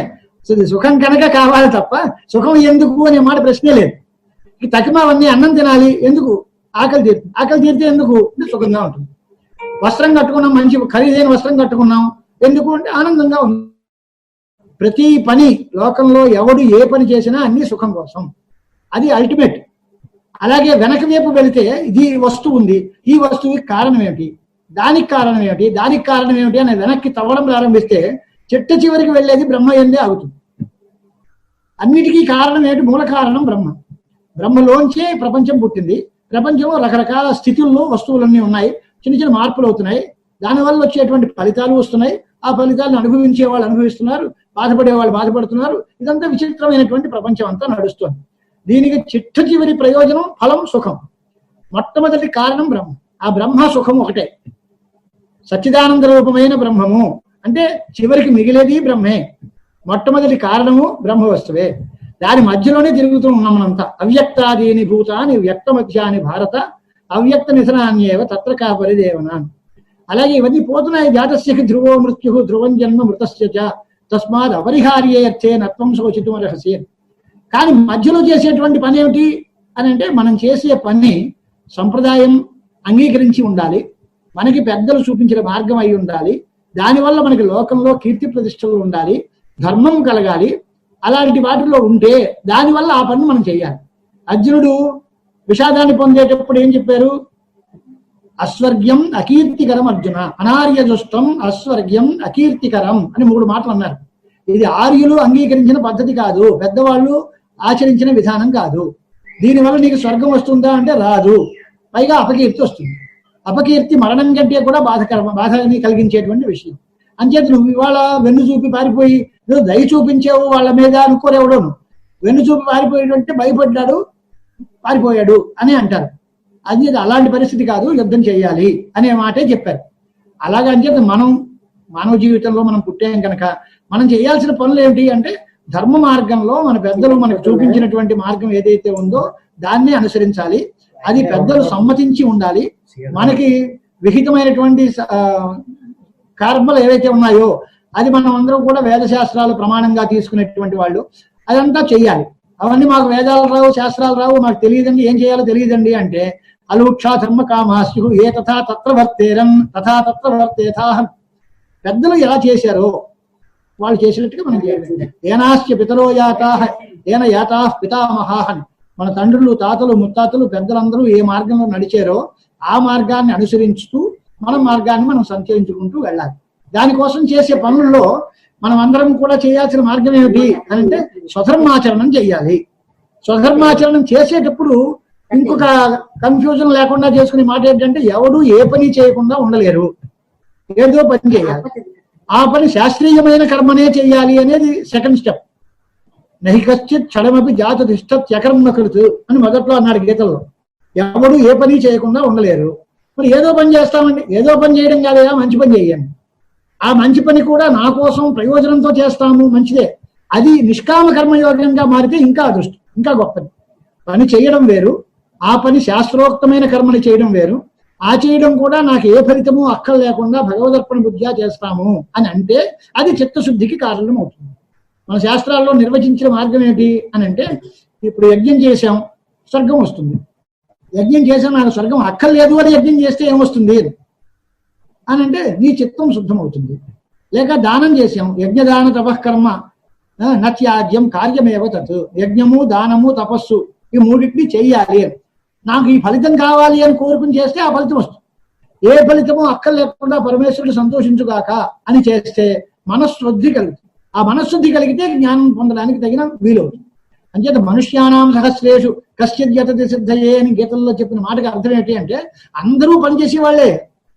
ఆ పని చేయడంలో కొంతమంది అశాస్త్రీయమైన కర్మల్లో వ్యాపృతులై ఉన్నారు. అలాంటి వాళ్ళకంటే శాస్త్రీయ కర్మల్లో ఉండేటువంటి వాళ్ళు మంచివాళ్ళు. దాన్ని మనకేం చెప్పింది అభ్యారోహ మంత్ర జపం అనే పేరుతోటి బృహదారణ్యకంలో చెప్పారు. దానిలో ఏమనుంది, అసతో మా సద్గమయ, అసత మా సద్గమయ అంటే అసద్ మార్గంలోంచి నన్ను సన్మార్గంలోకి ప్రవేశపెట్టు, అశాస్త్రీయ మార్గంలోంచి శాస్త్రీయమైన మార్గంలో ప్రవేశపెట్టు, చీకట్లోంచి వెలుతురులోకి తీసుకురా, తమసో మా జ్యోతిర్గమయ, తర్వాత మృత్యువర్మ అమృతం గమయ. మృత్యుపలక్షితం సంసారం, మృత్యు శబ్దానికి అర్థం సంసారం. ఈ సంసారంలోంచి నన్ను బయటపాడే. ఎలా పాడేస్తారు అని అంటే దానికి ఒక నావలో మనం ప్రయాణం చేస్తూ ఉంటే నావ ఒడ్డుకు చేరడానికి మనకు కావలసిన మాట ఏంటి అంటే నావ కావాలి, దాన్ని మనం ఎటువైపు వెళ్తున్నామో ఎదురుగాలి కాకుండా మనకు అనుకూలమైన గాలి కావాలి, మనం దాన్ని చేస్తే నావ ఒడ్డుకు చేరిపోతాం. అదే ప్రాక్తన భాగ్యానుకూల వాతేరితయా, పురాకృత పుణ్యం అది అనుకూలం, దైవ కృప, ఈశ్వర కృప, గురుభక్తి ఇవన్నీ ఉంటే మన ప్రయాణం సుగమంగా సాగిపోతుంది. అలా కాకుండా ఉంటే ఎక్కడో హద్దుల్స్ వస్తాయి, ఎక్కడ పడితే అక్కడ ఆగిపోతూ ఉంటుంది. అలా కాకుండా స్వధర్మాచరణం చేయాలి అనేటువంటి ఒక ఆలోచన, దానికి దైవమందు భక్తి విశ్వాసాలు కలిగి ఉండటం, గురువుల యొక్క పాదార విందాల ఎందు భక్తి వల్ల గురు కృప కలిసి రావటం, మన పూర్వపుణ్యం సహకరిస్తే ఇవన్నీ కూడా ముందుకెళ్తాయి.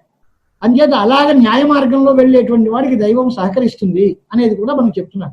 అలాంటి ఒక అద్భుతమైనటువంటి ఉపదేశాలు మనకి అందించినటువంటి వారు ఆచార్య శంకర భగవత్పూజ్యపాదుల వారు. శంకరులు జగద్గురువులుగా అవతరించక ముందు కాలక్షేపం ఏమిటి, తర్వాత ప్రపంచంలో మార్పు ఏమిటి అంటే మత సామరస్యం వచ్చింది.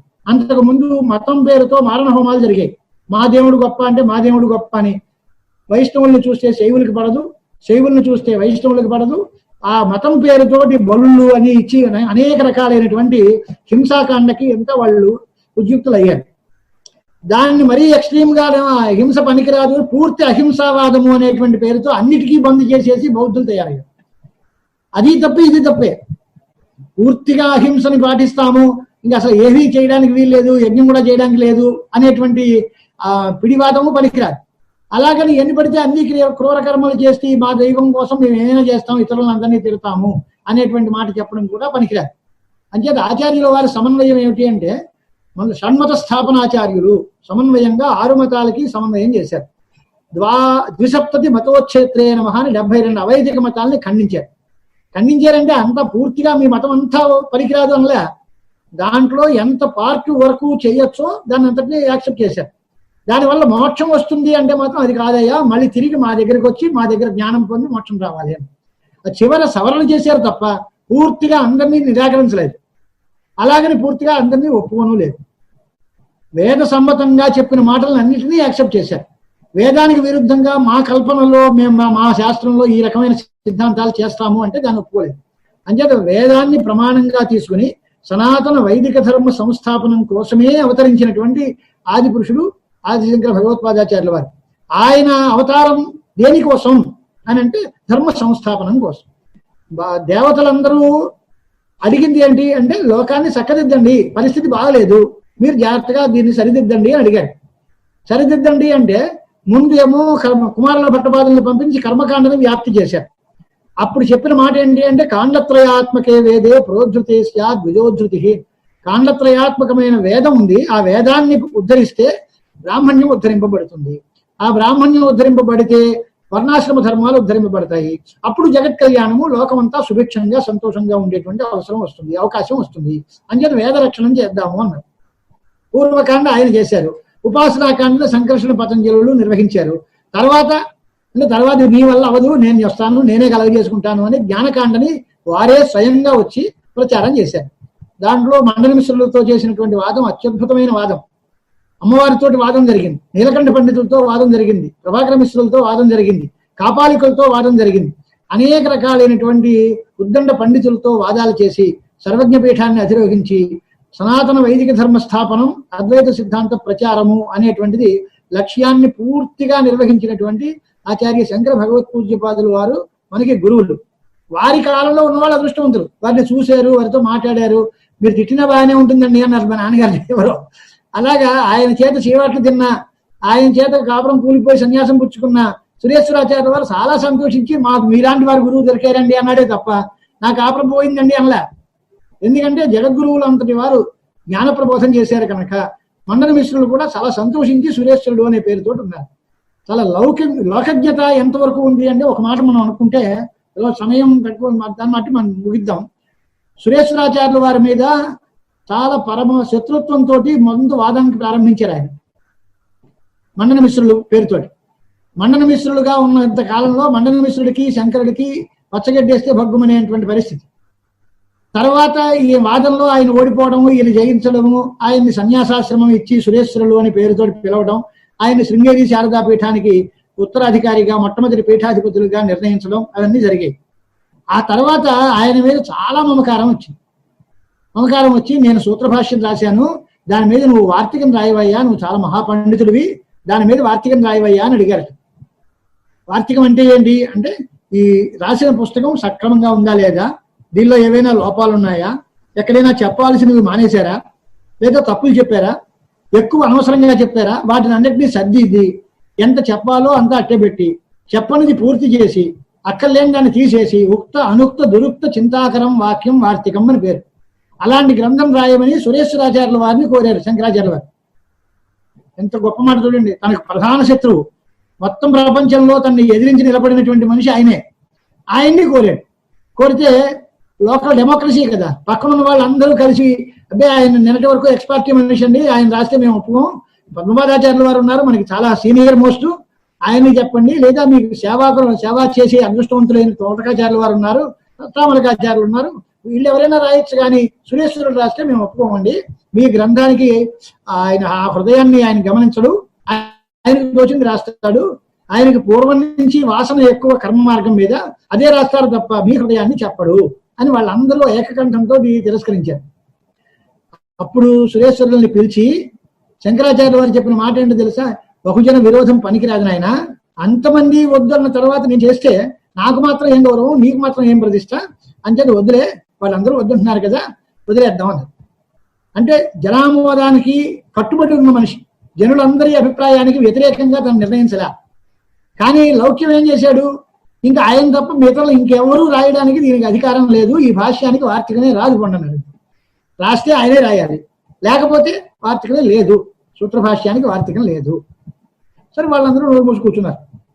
అప్పుడు మళ్ళీ సురేశ్వరుని పిలిచి నీ యొక్క సామర్థ్యాన్ని నువ్వు నిరూపించుకోవాలి, ఇప్పుడు నాకు తెలుసు నీ విషయం ఎంతో, నీ లోతు ఎంతో తెలుసు, కానీ వాళ్ళందరూ గమనించలేకపోయారు కదా, అంచేత నువ్వు సర్వజ్ఞత్వాన్ని చూపించి చాలా గొప్ప వేదాంత పాండిత్యంతో ఒకటి స్వతంత్రమైన గ్రంథాన్ని నువ్వు రాసి నీ పాండిత్యాన్ని నువ్వు నిరూపించుకో అన్నారు. వారు నైష్కర్మ్య సిద్ధి అనేటువంటి అద్భుతమైన గ్రంథాన్ని సురేశ్వరాచార్యుల వారు స్వతంత్ర గ్రంథంగా రాసి దాన్ని చూపించారు.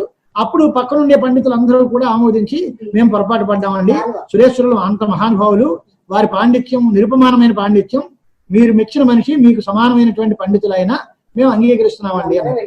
ఇప్పుడు అంగీకరించినంత మాత్రాన మళ్ళీ ఆ వార్తికం అనేది లేదు, మాట అంటే మాటేను, ఇంక మళ్ళీ వార్తికం లేదు అని దాన్ని వదిలేసి తర్వాత మళ్ళీ మార్గంలో మాది తైత్రీయ శాఖకి సంబంధించిన వాళ్ళం, మేము తైత్రీయ శాఖకి సంబంధించిన ఉపనిషత్తు తైత్రీయ ఉపనిషత్తు, నువ్వు కాన్వ శాఖకి సంబంధించిన వాడివి కనుక మీ ఉపనిషత్తు బృహదారణ్యక ఉపనిషత్తు, ఈ రెండింటికి కూడా నేను భాష్యాలు రాశాను, వాటి మీద వార్తికాలు రాసుకో, వాళ్ళతో పని మనకి.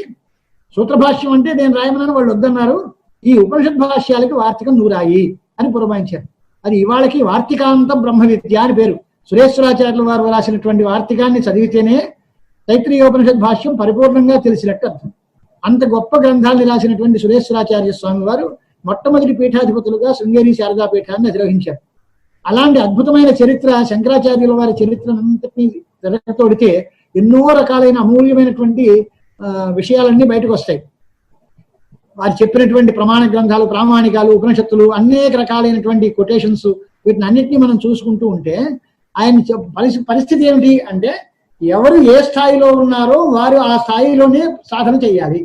అంతేగాని మనకి శక్తి లేని పెద్ద పరుగులకి పరిగెట్టడానికి లేదు. మన శక్తి వంచన లేకుండా మనం సాధన చేస్తూ ఉత్తమ స్థితిని పొందడానికి మనం ప్రయత్నం చేయాలి అనేదే చెప్పారు కదా. అంచేతనే విద్యారణ్యుల వారు వర్ణిస్తూ అమునా క్రతవ సుసాధిత క్రతు విభ్రంశకరస్వ శంకర అని చాలా చమత్కారంగా కవి గారు కనుక మంచి మాట అన్నాడు. పరమేశ్వరుడుగా ఉన్నప్పుడు ఆయన దక్ష యజ్ఞాన్ని ధ్వంసం చేశాడు. శంకరాచార్య స్వామి వారిగా భూలోకంలో అవతరించి సన్యాసం పుచ్చుకున్న తర్వాత మంచి చక్కగా యజ్ఞయాగాలు బాగా చేయండి అయ్యా అన్నాడు. అంటే మరి కర్మకాండకి విరోధి శంకరులు అంటే క్రతువులన్నింటినీ కూడా పోషించారు, చక్కగా యజ్ఞాలు చేయండి, యాగాలు చేయండి, దానాలు చేయండి, ధర్మాలు చేయండి అని చెప్పడం ఏమిటి? వాళ్ళు ఇంకో మాట కూడా మనం చూస్తూ ఉంటాం చూడండి. ఏ గృహస్థు చెయ్యని వ్రతాలు శృంగేరి శారదా పీఠాధీశ్వరులు భారతీ తీర్థ మహాస్వాముల వారు చేస్తారు. మనం దధివాబర వ్రతం వామన జయంతి నాడు చేయడం మానేశాం. వారు 4 యాభాలు పూజ చేస్తారు. అలాగే క్షీరాబ్ది పూజ మనం చేస్తాం, వారు చేస్తారు. అలాగే శ్రావణ సోమవారాల నాడు సోమవార పూజ, ప్రదోష వ్రతం ఇలాంటివన్నీ కూడా వారు చేస్తూ ఉంటారు. వారి సర్వసంఖ్య పరిత్యాగులు వారికి ఎందుకు అంటే వారు మనందరి కోసం చేస్తారు. ఆయన క్యాలెండర్ తీసి మొత్తం సంవత్సరం పొడుగు నుంచి చైత్ర శుద్ధ పాడ్యమి నుంచి పాల్గొన అమావాస్య వరకు లెక్కడితే వారు చేసినటువంటి నోములు, వ్రతాలు, పూజలు లెక్క పెడితే ఏ గృహస్థు కూడా ఎన్ని కోరికలతో సతమతం అయ్యేటువంటి బాగా కర్మకాండ ఎందు ఎక్కువ శ్రద్ధ కలిగిన వాళ్ళు కూడా అన్ని పనులు చేయరు. కానీ మనందరం మేము చేస్తున్నాము అని అహంకారంతో చేయడం మానేస్తాం. వారు నాకు ఏమీ అక్కర్లేదు అనుకుంటే అన్నీ చేస్తున్నారని. కర్తృత్వాభిమానం లేదు, ఫలాభిసంధి లేదు. నా కోసం ఏమీ కాదు, లోకక్షేమం కోసం చేస్తున్నాను.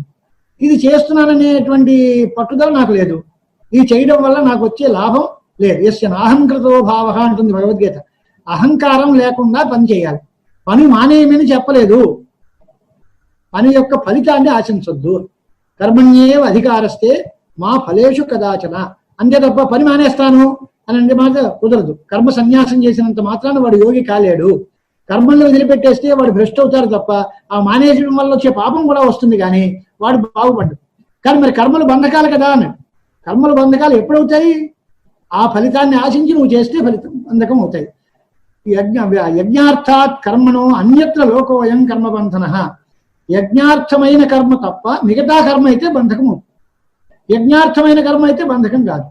యజ్ఞార్థమైన కర్మ అంటే ఏంటండి అన్నాడు. యజ్ఞో వై విష్ణు. యజ్ఞం అంటే విష్ణువు. విష్ణు ప్రీతి కోసం పరమాత్మ సంతోషించాలి అని చేసేటువంటి పని అయితే దానివల్ల మనకి ఎటువంటి బంధము కలగదు. లౌకికంగా ఉదాహరణ చూసుకోవాలనుకోండి, ఏదో 10 మంది 1000 మందికి సమారాధన చేస్తున్నామండి అంటే ఎవరో అంటారు. వడ్డించే వాళ్ళు అందరూ కావాలి. నేను వడ్డన చేస్తానంటే నాకు ఏమి ఇస్తారండి అని అడిగేవాడు కొంతమంది ఉంటారు. వడ్డన కోసం, కూలి కోసం కొంతమంది డబ్బు తీసుకుని వడ్డించేవాళ్ళు కొంతమంది ఉంటారు. కొంతమంది సేవాభావంతో చక్కగా మేము సేవ చేస్తామండి అని వచ్చేవాళ్ళు ఉంటారు. ఇద్దరు చేసింది వడ్డనే, కానీ వాడిని మనం అభిమానించి వాడిని అలా చేసేవా ఇలా చేసేవా అన్నట్టుగా సేవ చేసేవాడిని అనగలమా అంటే అనలేము. వారికి ఏం ప్రతిఫలం ఏం లేదు, సేవాభావంతో చేస్తున్నారు. 10 మంది మంచి పని, ఈ మంచి పనిలో మనకి సహాయం చేయాలి అని అనుకున్నారు తప్ప ఇది చేసి నాకు ఈ కార్యం కావాలి అంటే మాత్రం పట్టుకుంటారు. ఉద్యోగస్తులు జీతం పుచ్చుకుని పని చేస్తూ ఉంటే వాడి మీద నిఘా ఉంటుంది. ఇలా ఎందుకు చేయలేదు, అలా ఎందుకు చేయలేదు, ఎప్పుడు రాలేదే అని అడుగుతాడు. నాకు ఏమీ ఉద్యోగం అక్కర్లేదు, నీ జీతం అక్కర్లేదు, భత్యం అక్కర్లేదు, నాకు తోచిన పని సేవ చేస్తాను అంటే వాడిని ఎవడేమడుగుతాడు? సేవ చేసేవాడికి అది అడగడానికి ఏం లేదు. ఆ పని ఆనందాన్ని కలిగిస్తుంది, వాడి ఆత్మతృప్తి కోసం చేస్తాం. ఆ రకమైనటువంటి ప్రయత్నంతో మనం చేసే పనులన్నీ పరమేశ్వరార్పణ బుద్ధిగా చేయాలి. అది మన ప్రాచీన సంప్రదాయం నుంచి సంధ్యావందనం దగ్గర నుంచి చెప్పి తత్సర్వం పరమేశ్వరార్పణం వస్తు, శ్రీకృష్ణార్పణం వస్తు అనే చివరిలో అనిపించేస్తున్నారు. మనకి అంతా చేసి కష్టపడి ఆయన వదిలేయడం కోసం చేయడం ఎందుకండి అనుకుంటే చెయ్యకపోతే ప్రమాదం, చేసి నాది అనుకుంటే ప్రమాదం. చేసింది ఆయనకి వదిలేస్తే మనకి ఎప్పుడు ఏది కావాలో ఆయనకి తెలుసు కనుక ఆయన ఆ కాలంలో మనందరినీ అనుగ్రహిస్తాడు అనేటువంటి ఉద్దేశంతో ఈశ్వరార్పణ బుద్ధిగా కర్మకాండని ఆచరించండి అని చెప్తున్నారు. అలా మానవ జన్మల్లో వివేక జ్ఞానం ఉండాలి. నిత్య అనిత్య వస్తు వివేకం. ఒక్క మాట చెప్పి ముగించేస్తాం. నిత్య అనిత్య వస్తు వివేకం అంటే చంద్రశేఖర భారతి మహాస్వాముల వారు వివేక చూడమని వ్యాఖ్యానం చేశారు. ఇది అనిత్యము, ఇది నిత్యము అంటే నాకు వచ్చే లాభం ఏంటి? బ్రహ్మ నిత్యము, లకభావం అంతా అనిత్యము. అనిత్యమైతే అక్కర్లేదు అనుకుంటారా అని అంటే అనిత్యమైతే అక్కర్లేదా అనుకుంటారంటే లోకంలో తెలియదు. మన్నకం ఉంది, మన్నకం లేదు అన్నారు అనుకోండి. ఏదైనా వస్తువు కొనుక్కునేటప్పుడు ఇది మన్నుతుందా లేదా, మనదండి నీటిలో తడిపేసరికల్లా ఈ చీర పోతుందండి అంటే అదే నాకు కావాలని అనరు. కొంతమంది మేము తడపమండి, అదే బాగుంది, మంచి మెరుపుగా ఉంది, మేము తడపమండి, దైవాషికి ఇస్తాం కావాలంటే, అలాగే అట్ట పెట్టి కట్టుకుంటామండి అనేవాళ్ళు ఉంటారు. వాళ్ళు అజ్ఞానంలో ఉన్నవాళ్ళు. కానీ దీనికి మన్నకం లేదు అంటే అది అక్కర్లేదు అనేవాళ్ళు కొంతమంది ఉంటారు. కానీ స్వప్నంలో నేను ఒక రాజ్యానికి రాజు కావాలి అని ఎవడైనా కోరుకుంటాడా? నాకు ఒక కళ రావాలి, కళలో నేను ఈ రాష్ట్రానికి ముఖ్యమంత్రిని కావాలి అని ఎవడైనా అనుకుంటాడా? ప్రపంచంలో మామూలు జాగ్రత్త దశలో మా వార్డు కౌన్సిలర్గా వచ్చినా చాలు, కానీ స్వప్నంలో ఉండే రాజ్యాధిపత్యం నాకెందుకయ్యా? స్వప్నం అబద్ధం, స్వప్నంలో ఉండేటువంటి వస్తువులన్నీ అబద్ధం, ఆ అబద్ధమైన రాజ్యాధిపత్యం నాకెందుకు అని దాని మీద కోరిక లేదు, ఉండదు. అలాగే నహి స్వాప్నికం రాజ్యం కామయంతే కామయితారహ, స్వప్నంలో రాజ్యాధిపత్యం రావాలి అని అనుకోరు, జాగ్రత్త అవస్థలో కావాలి అనుకోరు. అది నిజమైతే కాస్త విలువ తగ్గింది అని అది కావాలి. అనవసరమైంది అంటే ఉత్తుత్తి మిఠాయి ఎంత తింటారో అని రాజబాబు చెప్తూ ఉండేవాడు. ఇంత జీడిపప్పు వేసి, ఇంత మంచి కర్పూరం అది వేసి చాలా అందంగా మంచి ఖరీదైనటువంటి లడ్డూండలు చేస్తే నువ్వు ఎన్ని తింటావురా? అసలు ఏది సరుకు లేదు, సరుకు ఉంటే ఎన్ని తింటావు అని తర్వాత మాట. అలాగా నిజమైన వస్తువుని కావాలంటాం, కానీ అక్కర్లేని వస్తువులు, లేని వస్తువుల్ని కావాలి అని ఎవరు కోరుకోరు కనుక కోరిక పోతుంది. అనిత్యము అని తెలిస్తే కోరిక పోతుంది. కోరిక పోతే వచ్చే లాభం ఏంటి? కోరికే మనకు బంధకం. కోరిక వస్తే ఆ కోరినది తీరితే అహంకారం పెరుగుతుంది, కోరింది తీరకపోతే ద్వేషం వస్తుంది, కోపం వస్తుంది. కామః ప్రథమం బుద్ధావుదేతి, మొట్టమొదట్లో కోరిక వస్తుంది. ఆ కోరిక తీరితే నా అంతటి వాళ్ళు లేడంటాడు. కోరిక తీరకపోతే నాకు అందరూ పక్క వాళ్ళందరూ సహకరించలేదు, దీనివల్ల అన్యాయం జరిగిపోయింది, నేనంతా అందరూ మోసం చేశారు నన్ను, వాళ్ళ మీద అందరి మీద కోపం వస్తుంది. ఈ రెండు ప్రమాదమే, అహంకారము ప్రమాదమే, కోపము ప్రమాదమే. అసలు కోరికే లేకపోతే తీరడం తీరకపోవడం అనే రెండు ప్రశ్నలు లేదు కనుక కోరిక పోవాలి. కోరిక పోవాలి అంటే ఇది అనిత్యము అని తెలిస్తే ఇదేం నాన్సెన్స్, ఏం అవసరం అండి, రేపు పొద్దున చచ్చిపోతాడు అంటే ఇవాళ రాత్రి పెళ్లి పాట మాట్లాడతాం, వాడికి వాడే ఉండడు అంటే వాడి కోసం మనం ప్రయత్నం ఏం చేస్తాం అంటే ఈ ప్రపంచమే మిథ్యాభూతము, ప్రపంచం అబద్ధము అనేటువంటి తేల్చే సిద్ధాంతంలో కోరికల్ని కట్టుబాటు చేయడం, కోరికలు అక్కర్లేదు, చేయక్కర్లేదు అనేటువంటి ఒక సిద్ధాంతాన్ని ప్రచారం చేయడానికి కామాలన్నింటినీ పూర్తిగా తీసేస్తారు. విద్యతే హృదయ గ్రంథి ఛిద్యంతే సర్వసంశయా క్షీయంతే శాస్త్ర కర్మాన్ని తస్మిన్ దృష్టే పరావరే అని. ఆ పరమాత్మ సాక్షాత్కారం కలిగితే కోరికలు ఇంకే ఉండవు. తత్ర కో మోహ కశోక ఏకత్వం అనుపశ్యత. ఒకటే ఆత్మ వస్తువు అంటే రెండో వస్తువే లేనప్పుడు దాన్ని మనం కోరడం ఎలాగా, దాన్ని ద్వేషించడం ఎలాగా? ఇంకోటి ఎవడైనా ఉంటే వాడు మా శత్రువును మిత్రుడును ఏదో అనొచ్చు, రెండో వాడే లేడు, నువ్వు ఒకడే ఉన్నావు అంటే మైత్రీ భావము లేదు, శత్రుత్వము లేదు, వాడికి రాగము లేదు, ద్వేషము లేదు, చేయాల్సిన పనులు ఏమీ లేవు. అలాంటి స్థితికి ఎదగడానికి ప్రయత్నం చేయాలి. కానీ మానవ జీవితంలో మనందరం ఇప్పుడు ఆ స్థితిలో లేము. శాసన చతుష్టయ సంపన్నుడికే వేదాంతముందు అధికారం అన్నాడు. శాసన చతుష్టయ సంపత్తి ఉందా అంటే దానిలో అహింస, సత్యం, శౌచం, సంతోషం ఇలాంటివన్నీ ఉన్నాయి. అవన్నీ ఉండి పూర్తిగా కలిగిన తర్వాత కదా అధికారం వచ్చేది. అది వచ్చిన తర్వాత ఎవరు చూస్తాడంటే అది కాదు. ఇప్పుడు గౌణాధికారం అవన్నీ సంపాదించుకున్న తర్వాత తెలుసుకోవాల్సిన విషయాలు ఏమిటో ముందు జాగ్రత్త పడి తెలుసుకున్నట్టే పెట్టుకుంటున్నాం. ఇప్పుడు మనకి అధికారం లేదు, కానీ అవన్నీ సంపాదించుకోవడానికి కూడా ప్రయత్నం చేయాలి. దానికి చివరిగా ఆయన చెప్పిన శ్లోకాన్ని చెప్పి ముగించేస్తాను నేను. దానిలో కామం వస్తు విచారతోచ్చినదయం పారుష్య హింసా కృత క్షాంత్య దైన్య పరిగ్రహానృత కథాలోభాంస్తు సంతోషత మాత్సర్యం త్వనసూయ మద మహామానవు చిరంభావిత స్వాన్యోత్కర్ష గుణేన తృప్తి గుణత సృష్ణాం విశాచీమపి అని విద్యారణ్యుల వారు శంకరుల యొక్క స్థితిగతులను వర్ణిస్తూ శ్లోకం చెప్పారు. ఆయన ఇలా ఉన్నాడు, ఆయన ఎలా ఉంటే మనకేంది, ఆయన ఇప్పుడు లేడు కదా, ఆయన ఎలా ఉంటే మనకే అనే మాట కాదు. రాముడి యొక్క గుణగణాలను రామాయణంలో వర్ణించారు అనుకోండి, దానివల్ల ఉద్దేశం ఏమిటి అంటే రాముడు అలా ఉన్నాడు అని కాదు. రాముడు అలా ఉన్నాడు అంటే అలా ఉంటే ఆయన లోకోత్తర పురుషుడిగా కీర్తి చెందాడు, ఆదర్శ మానవుడిగా ఉన్నాడు, ధర్మాన్ని ఆచరించాడు. అలాంటి వాటిలో యథాశక్తిగా ఒకటో రెండో గుణాలైనా మనం అలవాటు చేసుకోవాలి అని మనకు ఉపదేశం. అదే రకంగా ఇక్కడ కూడా కామం వస్తు విచారత అచ్యునత్, కోరికని చంపుకోవాలి అంటే వస్తు విచారం చెయ్యాలి. వస్తు విచారం చేస్తే కోరికలు తగ్గుతాయి. దైన్య పరిగ్రహ అనృత కథ లోభాంస్తు సంతోషత. పారుష్యము, హింస, క్రోధము ఇలాంటివన్నీ ఉన్నాయనుకోండి దుర్గుణాలు, వాటిని అన్నింటినీ పోగొట్టడం ఎలాగా అనే దానికి మార్గాలు చెప్పారు దానిలో ఆయన. కామాన్ని పొందించుకోవడం కోసం వస్తు విచారం చేస్తే కామం పోతుంది. పారుష్యం అంటే పరుషంగా మాట్లాడడం, ఎదరవాడిని హింసించడం, క్రోధం చెప్పడం, వీటిని అన్నిటినీ కూడా ఒక్క ఓర్పు అనేటువంటి గుణాన్ని అలవాటు చేసుకుంటే దానివల్ల ఇవన్నీ దూరం చేయొచ్చు. చాలా మంది అంటూ ఉంటారు, నేను అందరి మీద ఓర్పు చూపిస్తానండి, కానీ నా మీద మాత్రం ఎవరు ఓర్పు చూపించరు, నేను అందరికీ ఉపకారం చేస్తాను కానీ నాకెవడు చేయడు అనేటువంటి మాటలు చెప్తూ ఉంటారు. చేయకపోతే పోనీయండి, మనం చేయడం మన ధర్మం, వాడు మనకి చేశాడా లేదా మనకు అనవసరం అనేటువంటి భావంతో ప్రత్యుపకారాన్ని ఆశించకుండా తనంతట తాను తన పని చేయడం అనేది చాలా గొప్ప మాట. అది క్షమాగుణాన్ని అలవాటు చేసుకోండి. అప్పుడు పరుషము, హింస, క్రోధము ఇలాంటివి ఏమీ లేకుండా పోతాయి.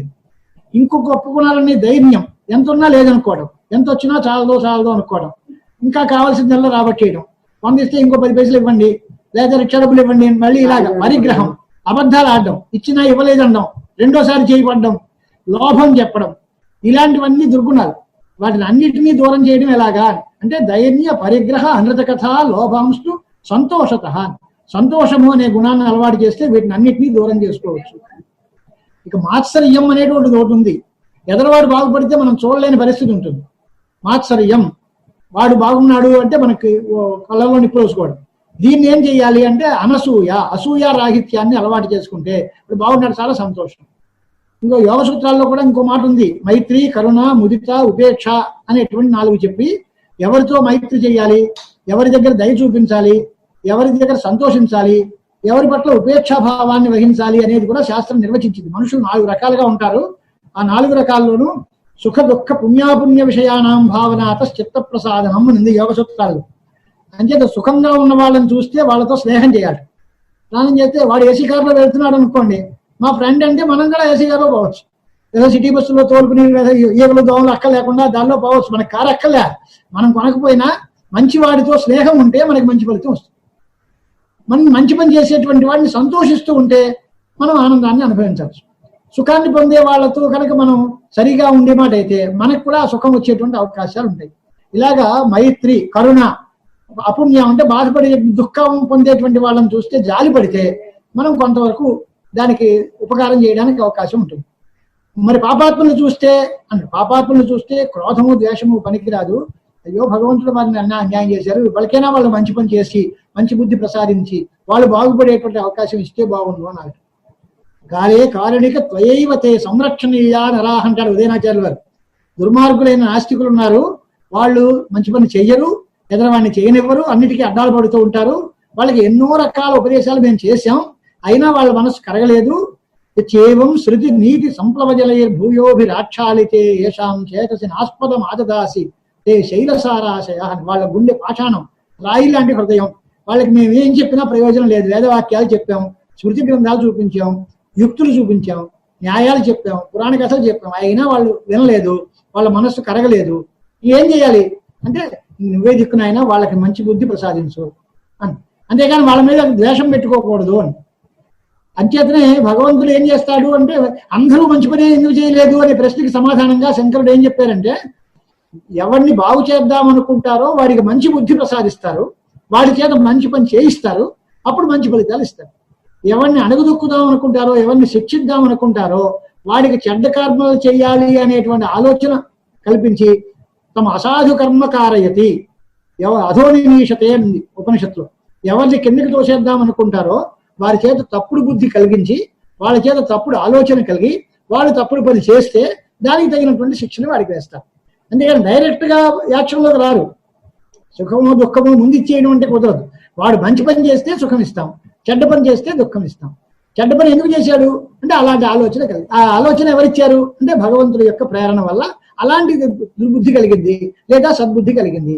అంచేతనే మనం గాయత్రి మంత్రంలో మనం అందరం ప్రార్థించే మాట ఏంటి అంటే బుద్ధి యాన ప్రచోదయ, నా బుద్ధి సక్రమమైన మార్గంలో వెళ్ళాలి, నాకు మంచి ఆలోచన కలగాలి, నేను మంచి పని చేయాలి, దానివల్ల మంచి ఫలితాలు పొందాలి. ఇదే ఆలోచన. వైదిక ధర్మంలో, సనాతన ధర్మంలో మనం ప్రారంభించేదంతా మన బుద్ధి వక్ర మార్గంలో వెళ్లకుండా, మనం ఇతరుడికి అపకారం చేయకుండా, చేతనైన ఉపకారం చేస్తే చేసాం లేదా ఊరుకున్నాం అన్నంత వరకే కాలక్షేపం చేస్తూ ఉంటే మన మనస్సు ప్రశాంతంగా ఉంటుంది అని యోగ సూత్రాల్లో చెప్పారు. ఇక్కడ ఏమైంది, పరిగ్రహ అనృత కథ లోభాంశు సంతోషత. దైన్యము, పరిగ్రహము, అబద్ధాలాడడం, లోపం, ఇన్ని దుర్గుణాలని పోగొట్టుకోవడానికి ఒక్క సంతోషం అనే గుణం అలవాటు చేసుకుంటే చాలు. మరి మాత్సర్యం, అనసూయ. ఇంకా ప్రమాదకరమైన వస్తువులు ఏమిటి అంటే మద మహామానవు. మదం, మహామానం అంటే గర్వం, అహంకారం. ఇది లోకంలో అందరికీ బాధ పెట్టేటువంటి గుణం. నేను చాలా గొప్పవాడిని, ఎదురు వాళ్ళందరూ నాకు చాలా తక్కువ పురుగుల్లాగా చూస్తాము. నేను ఏం చేసినా నేను గొప్ప చేశాను, ఎదురువాడు ఏం చేసినా తప్పు చేశాడు. ఈ గర్వం, అహంకారం అనేది మనని చంపుతూ ఉంటాయి. ఆ మద మహామానాల్ని పోగొట్టుకోవడానికి మనం చేయాల్సిన పని ఏంటి అంటే రామాయణంలో చెప్పారు చూడండి, మత్త ప్రత్యవర కశ్చిన్ నాస్తి సుగ్రీవ సన్నిధౌ. నాకంటే చిన్నవాడు సుగ్రీవుడి సేనలో ఎవరూ లేరు అన్నారు హనుమత్ స్వామి. నిజానికి హనుమంతుడు ఎంత గొప్ప బలవంతుడు, ఉన్న వానరాళ్ళు అన్నీ ఆయనంతటి వాళ్ళేనా అంటే అలా లేదు. ఆయన దృష్టిలో వీళ్ళందరూ నాకంటే గొప్పవాళ్ళు, నేనే అందరికంటే చిన్నవాడిని. దూతగా పంపించేవాడు అంటే అందరికంటే చిన్నపిల్లాన్ని ఆ పని చేసిరారా అని పంపిస్తారు తప్ప పెద్దవాళ్ళని పంపించరు కదా. అంచేత నన్ను మా రామస్వామి పంపించారు అంటే నేను అందరికంటే చిన్నవాడిని అని అడిగాను. పోనీ అలాగా నేను చిన్నవాడిని నిజంగా ఒప్పేసుకున్నాడా అంటే నా రావణ సహస్రం మే యుద్ధే ప్రతిఫలం భవేతరు. రావణాసురులు 1000 మంది వచ్చినా నాకు ముందు నిలబడలేరు. అంత ఆత్మస్థైర్యం ఉంది, అంత అభిమానం ఉంది, కానీ వినయం ఉంది. అంటే అలాంటి పరిస్థితుల్లో ఎంత గొప్ప పని చేసినా వినయంతో గర్వం లేకుండా చేయాలి. చిరంభావిత స్వాన్యోత్కర్ష గుణేన. చాలా కాలం వీళ్ళందరూ చాలా గొప్పవాళ్ళు. తాతగారు అంటూ ఉండేవారు, యాజులు గారు మీరందరూ ఇక్కడ ఉన్నారు, ఏమంటే యాజులు గారు ప్రారంభిద్దామా అనేవారు. అని అంటే ఉద్దేశం ఏమిటి, నేను అందిస్తాను మీరందరూ చెప్పండి అనొచ్చు. కానీ అక్కడ ఉండే పెద్దవాళ్ళందరినీ కూడా సంభావించి గౌరవించి వాళ్ళ అనుమతితోటి మన పని మనం నిర్వహించుకోవడం ఒక అందరికీ కలిగేటువంటి సామరస్యానికి, అందరిలోనూ ఒక మంచి అభిప్రాయానికి మార్గం అవుతుంది. కనుక అలాంటి మార్గాన్ని కూడా మన శాస్త్రం చెప్పింది. అంటే మదమర్హామానవు చిరంభావిత స్వాన్యోత్కర్ష గుణేన తృప్తి గుణత తృష్ణాం పిశాచీమపి. అత్యంత ప్రమాదకారి వస్తువు ఆశ. ఆశ బలవతీ రాజన్న. ఆశే ప్రాణాంతకం. ఆశతోటే ప్రాణాలు నిలుస్తాయి, ఆశతోటే ప్రాణాలు పోతాయి. అది దురాశగా పరిణమిస్తే అది చాలా అనర్థాన్ని ఇస్తుంది. కాకుండా ఆశ మంచి పని, ఆశ మంచి చదువుకోవాలనే కోరిక ఉండటము, లేక మంచి పని చేయాలనే కోరిక ఉండటము, లేక ఎక్కువగా ధనం సంపాదించాలనే కోరిక ఉండటం ఇవి తప్పు కాదు. కానీ దానివల్ల ఇతరులకి అపకారం జరిగి ఇతరులందరూ నష్టపోయే విధంగా నేను ఆశిస్తే అది ప్రమాదకరం. దాన్ని సంతోషము అనేటువంటి మాటతో తృష్ణ పిశాచి, ఆశా పిశాచి అనే దాన్ని మనం పూర్తిగా నిరోధించాలి. చిరంభావిత స్వాన్యోత్కర్షగణేన తృష్ణాం పిశాచీమపి తృప్తి గుణత. తృప్తి అనేటువంటి గుణంతో అంటే మనకు ప్రధానంగా అలవాటు చేసుకోవాల్సిన మాట ఏంటి, తృప్తి, సంతోషం, అలాగే ఇంద్రియ నిగ్రహం, దానిలో నిత్యానిత్య వస్తు వివేకం, ఇలాంటి మంచి గుణాలను సంపాదించాలి. అక్కడ మన ప్రయత్నం చేయాలి. అవన్నీ రావాలి అంటే సత్కర్మాచరణం లేనిది అవి రావు. అంచేత శంకరాచార్య అద్వైత సిద్ధాంతంలో జ్ఞానం అని ఒక్కటే ఆ చివరి మాట అంటే ఇదంతా నిలవద్దు. చివరి మొండెం లాంటిదంతా కర్మకాండ అయితే శిరస్సు జ్ఞానకాండ. కేనోపనిషత్తులో చివరి చెప్పారు తస్య ప్రతిష్ఠ. ఈ తపస్సు, దమము, కర్మ ఇవన్నీ కూడా దానికి బ్రహ్మ విద్యకి ప్రతిష్ఠ అంటే నిలబడడానికి సాధనం. అంటే మొండెం మీద తల నిలుస్తుంది. ఈ మొండెం అక్కలేదు, నాకు తలస్సే కావాలి అంటే అది ప్రాణవిహీనంగా ఉంటుంది. మొండెం లేని శిరస్సు నిలబడదు. అలాగే మొండెం లేకుండా శిరస్సు, కేవలం శిరస్సు లేకుండా మొండెం అంటే పని జరగదు. రెండూ ఉండాలి. కర్మకాండ, దాని మీద ఆధారపడినటువంటి బ్రహ్మ విద్య, రెండు ఉంటే పరిపూర్ణత కలుగుతుంది. అలాంటి జ్ఞానం చేత మాత్రమే మోక్షం వస్తుంది. అక్కడ రాజీ లేదు. రాజమార్గంలో జ్ఞానం చేత మాత్రమే మోక్షం వస్తుంది. ఎవరైనా సరే, ఏ సిద్ధాంతం అయినా సరే. ఇంక తక్కువ రకరకాల సిద్ధాంతాలు ఎన్ని అంటే అవన్నీ ఈ జ్ఞానాన్ని పొందేదానికి మార్గాలు. అనేక రకాల దారులలో ఈ మెయిన్ స్ట్రీమ్ లోకి వచ్చి దీనిలోంచి జ్ఞానం పొంది మోక్షం పొందాలి. ముక్తి అనేటువంటి విషయంలో కూడా ఆచార్య సిద్ధాంతం ఏది అంటే ముక్తి వచ్చేది కాదు, వచ్చేది అయితే పోతుంది. ఇప్పుడు మనం చేయాల్సిన పని ఏంటి అంటే మనకి చుట్టూ ఉన్నటువంటి అజ్ఞానాన్ని తొలగించడానికే మన ప్రయత్నం అంతా. అజ్ఞాన నివృత్తవు యత్నక్రియతాం, ఇది ప్రధానం. అంతేగాని జ్ఞానం కొత్తగా వస్తే పోతుంది. అలా కొత్తగా వచ్చే జ్ఞానం కాదయ్యా, జ్ఞానం నా స్వరూపం, నా దగ్గరే ఉంది. ఎలాగా కంఠస్థ చామీకరవత్తు అంటారు. ఊళ్ళో బిడ్డను పెట్టుకుని ఊరంతా వెతికాడు అంటే ఎక్కడ దొరికాడు? ఈ దగ్గరే ఉన్నాడు. మరి ఇంతవరకు ఎందుకు బాధపడ్డావు అంటే లేడు అనుకుని భ్రమపడ్డాను. అక్కడ పోయాడో, ఇక్కడ పోయాడో, ఎక్కడ పోయాడో, చచ్చిపోయాడో, ఈ రకమైనటువంటి ఆదుర్దాతో బాధపడ్డాను. తీరా చేసి నా ఊళ్ళోనే ఉన్నాడు. మెడలో కంటి పెట్టుకుని అది పోయిందో ఏడిస్తే చెట్టు చివరికి ఎవరో పక్క వాళ్ళు చూపించి మెళ్ళ ఉంది కదా అదేనా అని, ఇదేనండి దొరికిందా అని అంటే పోలేదు, అసలు పోయింది అనుకునేటువంటి ఆ భ్రాంతి పోయింది అంతే. అప్రాప్త ప్రాప్తి వేరు, ప్రాప్త ప్రాప్తి వేరు. ఉన్నదే దొరకడం, అలాగే ఉన్న వస్తువు, ఉన్న జ్ఞానస్వరూపమైన ఆత్మస్వరూపాన్ని గుర్తించడం అనవరకే తప్ప అజ్ఞానాన్ని తొలగించుకోవడానికే వేదాంతాలన్నీ ఉపకరిస్తాయి. ఇంకేత వేదాంత ముందు ఆదరణ ఉండొచ్చు, కానీ ధర్మాన్ని బేస్ చేసుకుని వ్యవహారం సాగాలి. అర్థకామాలు ప్రధానంగా ఉండేటువంటిది లౌకిక జీవితం. ధర్మం ప్రధానంగా పెట్టుకుని, మోక్షం గమ్యంగా పెట్టుకుని కాలక్షేపం చేయడం, ధర్మ అవిరుద్ధంగా అర్థాన్ని కామాన్ని కూడా స్వీకరించడం, చతుర్విధ పురుషార్థాలని సాధించుకోవటం వివేకవంతుల యొక్క లక్షణం.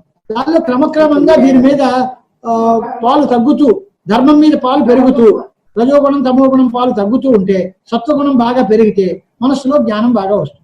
రజోగుణ ప్రవృత్తులు తమోగుణ ప్రవృత్తులు బాగా ఎక్కువగా ఉంటే ఈ సత్వం తగ్గిపోతుంది, జ్ఞానం రాకుండా పోతుంది.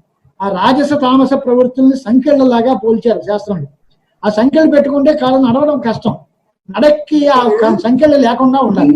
అంతేగా రాజసము తామసమైనటువంటి ప్రవృత్తులు దూరంగా పెట్టుకుని సత్వగుణ ఆధిక్యంతో బాగా చక్కగా చేయాలి.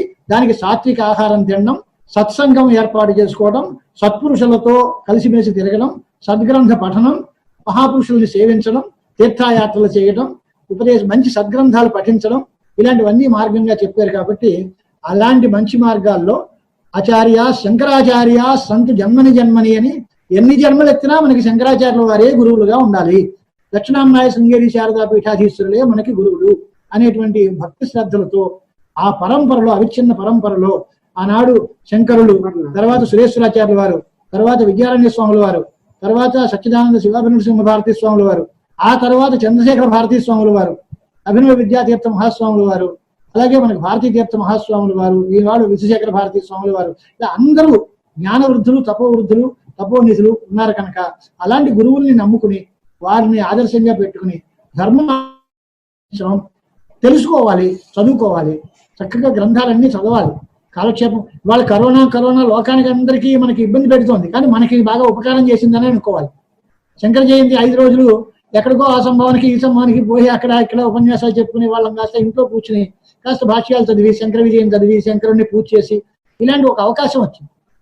అంటే జరిగేటువంటిది విధి నిర్ణయం, కాలం పరమేశ్వర సంకల్పం వల్ల ఈ జరగనున్నది జరగకమాందు. జరుగుతూ ఉన్నదాన్ని మనకి అనుకూలంగా మలుచుకోవడం, దానికి పాజిటివ్ థింకింగ్ తోటి మనం ట్యూన్ అవ్వడం అలవాటు చేయాలి. వచ్చిన రోగం రాకుండా పోదు, రాగం వచ్చినా దాన్ని సర్దుకుని, దాన్ని అనుకూలంగా మలుచుకుని, దానికి తగిన మానసిక స్థితిని ఏర్పాటు చేసుకుంటే అది మన అంత ప్రమాదించదు. వచ్చే రోగం ఎలాగా వస్తుంది, బాధలు ఉన్నాయి, కష్టాలలో కూడా కష్టాలని సుఖాలుగా భావించేటువంటి మనస్తత్వాన్ని అలవాటు చేసుకుంటే అన్నీ మన మంచికే అనే భావంతో ఈ విశ్వనాథ భావ వీచికలని మన పిల్లలందరూ ఈ రకమైన ప్రయత్నం చేశారు. వాళ్ళు మంచి పని చేస్తున్నారు, 10 మంది మంచి మాటలు చెబుతున్నారు.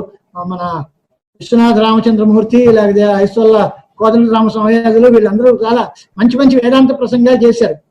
వాళ్ళు నేను అనుకున్నది ఏంటంటే వేదాంత ప్రసంగం చేయడం మంచిదే, వేదాంతం లక్ష్యంగా పెట్టుకోండి. ద్వైత అద్వైతం పనికిరాదు. క్రియల్లో వ్యావహారికంగా ద్వైత ప్రపంచంలో ఉన్నాం కనుక ఇదంతా మనం చేస్తూనే ఉండాలి. ఆ చివరికి దేహాత్మ ప్రత్యయో యద్వత్ ప్రమాణత్వేన కల్పిత లౌకికం తద్వదేవేదం ప్రమాణం ఆత్మనిశ్చయాత్ అని చాలా గొప్ప శ్లోకం చతుశ్శతులలో సమన్వయ సూత్రం చివరిలో భాష్యకారులు ఉదహరించారు. అంతకుముందు ప్రాచీనాచార్యులు చెప్పిన శ్లోకం. ఎంతవరకు చేయాలి అని అంటే, శరీరమును బాధపడుతూ ఉంటే అయ్యో గాలి లేదు, చెమట పడుతోంది, ఆకలిస్తోంది, దోవలు కుడుతున్నాయి అనే ఆలోచన ఉన్నంత కాలం వ్యవహారంలోనే ఉన్నాము, ద్వైత ప్రపంచమే ఉంది. ఈ శరీరానికి ఏమైపోయినా నాకు పర్వాలేదు, అది కాలిపోయినా పర్వాలేదు, అది నీటిలో తడిసిపోయినా పర్వాలేదు అనే భావం వచ్చినప్పుడు వేదాంతం అనుభవంలో వస్తుంది. అంటే అలా కాకుండా దేహీ నిత్యం అవధ్యోయం అనే మాటకి ఆత్మ అంటదు, కాలదు, చావదు, తడవదు, అలాంటి మాటలు నిజమే, చెప్పడానికి బాగానే ఉంటాయి. కానీ అది ఇవాళ అనుభవంలోకి మనకు వస్తాయా అంటే ఇవాళ అనుభవంలో వచ్చేది కాదు, కానీ అది అక్కర్లేనిది కాదు. దాన్ని గమ్యస్థానంగా పెట్టుకుని ఆ స్థితికి మనం పెరగడానికి ఇంకా సాధన చేయాలి, ఇంకా ఎక్కువ రకాల మార్గాలు చేయాలి. దానికి స్వధర్మాచరణము, విద్యుక్తమైన కర్మ నిష్కామంగా చేయటం, దాని పని చేయడం, దాని ఫలితాన్ని ఆశించకుండా ఉండటం, నేను చేస్తున్నాను అనే గర్వాన్ని పెంచుకోకుండా ఉండటం, పని మానకూడదు, నేను చేస్తున్నాను అనే అహంకారం పెంచుకోకూడదు, దాని యొక్క ఫలితాన్ని మనం ఆశించకూడదు, పరమేశ్వరార్పణ చేయాలి. అలాగ మంచి పనులన్నీ కొనసాగిస్తూ ఉంటే శివానుగ్రహం చేత మన మనస్సు పరిశుద్ధమై మనకి తగినటువంటి మార్గం సద్గురువులు ఉపదేశం చేత మనకి లభిస్తుంది. ఆ మార్గంలో మనం ప్రయాణం చేసి ఎదురుకెళ్తాం. ఎంతో పూర్వపుణ్యం ఉంది కనుకనే మంచి వంశంలో పుట్టాం. ఏదో కాలంలో ఉపనయనం అయింది, అయితే సంధ్యావందనం చేసుకుంటున్నాం. ఈ రకమైన కొన్ని మార్పులు చేస్తున్నాం. ఇంకా ఏదైనా ఉంటే ఇక్కడి నుంచి అది దిద్దుకుందాము, ఈ రకమైనటువంటి మార్గంలో జీవితం గడుపుకుందాము. దీనిలో ఏమీ లేదు అనేటువంటి అపనమ్మకం పనికిరాదు, దీనిలోనే అన్నీ ఉన్నాయి అనేటువంటి భావంతో వైదిక ధర్మమే మనకి రక్ష. ధర్మో రక్షతి రక్షిత అంటే ధర్మాన్ని ఆచరిస్తే మనం ఆచరించిన ధర్మమే మనకి రక్షకంగా ఉంటుంది. కాబట్టి మన సనాతన ధర్మ రక్షణం కోసం, వైదిక ధర్మ సంస్థాపనం కోసం ఆచార్య భగవత్పాదులు భూలోకంలో అవతరించారు. అనేక గ్రంథాలు రాశారు, అనేక వాదాలు చేశారు, అనేక రకాలైన ధర్మ వ్యవస్థలు ఏర్పాటు చేశారు, పీఠాలు ఏర్పాటు చేశారు. ఇది మనం చేయాల్సిన పని ఏంటి అంటే వారు రాసినటువంటి ఏ స్తోత్ర గ్రంథమో రోజు రోజు చదువుకుంటూ ఉంటే, దక్షిణామూర్తి స్తోత్రము, లేక భజగోవింద స్తోత్రము, లక్ష్మీ నృసింహ కళావలంబన స్తోత్రము, శివానంద లహరి, సౌందర్య లహరి, ఇలాంటి స్తోత్రాలు నిత్యం చదువుకోవచ్చు. అందరికీ సామాన్య స్థాయిలో ఉండే వాళ్ళకి స్తోత్రాలు, కొంచెం దీనికంటే కొంచెం పై స్థాయిలో ఉండేటువంటి వాళ్ళకి ప్రకరణ గ్రంథాలని అపరోక్షానుభూతి, వివేక చౌడామణి, ఉపదేశ సాహసి, ఆత్మాబోధ, ఇలాంటివి రకరకాలైన గ్రంథాలు మధ్యమాధికారులకు చెప్తారు. ఆ తర్వాత పై స్థాయిలో మనకి ఇంకా గొప్ప స్థానంలో చెప్పినటువంటి ఉపనిషత్ భాష్యాలు, సూత్ర భాష్యాలు, గీతా భాష్యాలు ఇవన్నీ ఉన్నాయి. అంచేత మన అధికారాన్ని బట్టి మనం దేని స్థాయిలో ఉన్నా అన్ని చోట్ల చెప్పిన ఉపదేశం అందరికీ ఒకటే, గుర్తుపెట్టుకోండి. ఉపదేశంలో తారతమ్యం లేదు. బలిబౌద్ధ శ్లోకంలో చెప్పిన సిద్ధాంతం ఏదో అదే బ్రహ్మసూత్ర భాష్యంలో సిద్ధాంతం కూడా అదే. చెప్పే తీరు వేరు, చెప్పేటువంటి అధికారి వేరు. వాడికి ఎలా చెబితే అర్థమవుతుందో, వాడికి ఎన్ని రకాల శంకలు వస్తే ఆ శంకలన్నింటినీ సమాధానం ఎలా చెప్పాలో చెప్పి మంచి కట్టుదిట్టమైన నిర్మాణ శాస్త్రీయమైన మార్గంతో భాష్యాలు నడుస్తాయి. ఉపదేశం చేయడం చక్కగా ఉన్నట్టు చెబితే వింటారు, వీళ్ళు చెప్తే బాగుపడతారు అనే ఉద్దేశంతో స్తోత్ర గ్రంథాల్లో వారు మనం అనుగ్రహించారు. కనుక ఆచార్య భగవత్పాదుల యొక్క వాగ్వైఖరి చాలా గొప్పది. ఆ శ్లోకంతో ఆరంభించాను, దాంతోనే ముగించేస్తాను. వారి చిత్తమతంగజస్య నగరీ బోధాత్మనో భూపతే దూరీభూత దురంత దుర్వదశరి. అక్కడ ఆగాం. హారీకృత సూరిభిగి, ఇంత గొప్పది కనుకే పండితులందరూ ఆ శంకర వాంగ్మయాన్ని కంఠస్థం చేసుకుని కంఠహారాలుగా పెట్టుకుంటారు. మెడలో గొలుసులు అదేం కాదు, భగవత్పాదులు చెప్పిన 4 శ్లోకాలు నోట్లో పెట్టుకుంటే అదే మనకి అలంకారాలు. హారీకృత సూరిభిగి చింతాసంతతి తూల వాతలహరి, చింతలు రకరకాలైన వాసనలు, చింతలు, పుత్రేషణ, ధనేషణ, విత్తేషణ, లేకపోతే విద్యా వ్యసనం అనేది ఇలాంటివి రకరకాలైనటువంటివి ఉన్నాయి. ఆ చింతలు సాంసారికమైనటువంటి బాధలు, అది కావాలి, ఇది కావాలి, అది లేదు, ఇలాంటి కోరికలు, చింతలు ఇవన్నీ ఉంటే వీటన్నిటినీ కూడా దూదితో పోలిస్తే ఒక పెద్ద గాలి వస్తే ఈ దూదంతా ఎలా ఎగిరిపోతుందో అలాగే ఆచార్య స్వాములు వారు ఉంటే ఈ చింతలన్నీ దూరంగా పోతాయి. చింతాసంతతి తూల వాతలహరి.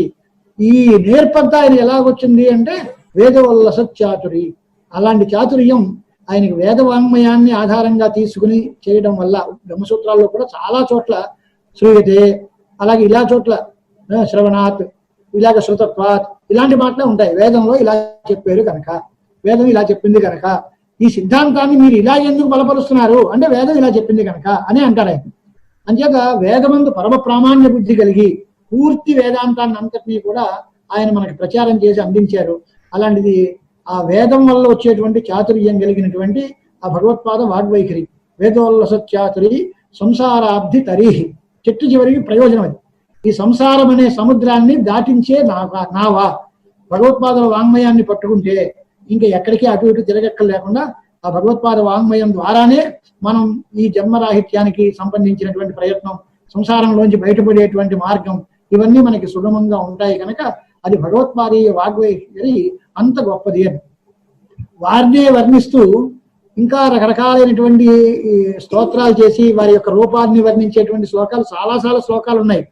వాళ్ళు అసత్ప్రపంచ చతురాననోపిసం అభోగయోగి పురుషోత్తమోపిసం అనంగచేతాప్యవిరూప దర్శన జగత్యపూర్వో జగదద్వయీ గురు అని అద్వైతాచార్యులైన జగద్గురువుల వారు శంకరాచార్యులు వారు ఎలాంటి వాళ్ళు అంటే బ్రహ్మ లాంటి వారట. బ్రహ్మ లాంటి పోలిక ఏంటి అంటే బ్రహ్మ ఎలా సృష్టికర్తో అలాగే వీరు కూడా మనలో జ్ఞానాన్ని సృష్టిస్తారు, పుట్టిస్తారు. కనుక సృష్టికర్త ప్రజాపతితో సమానుడు.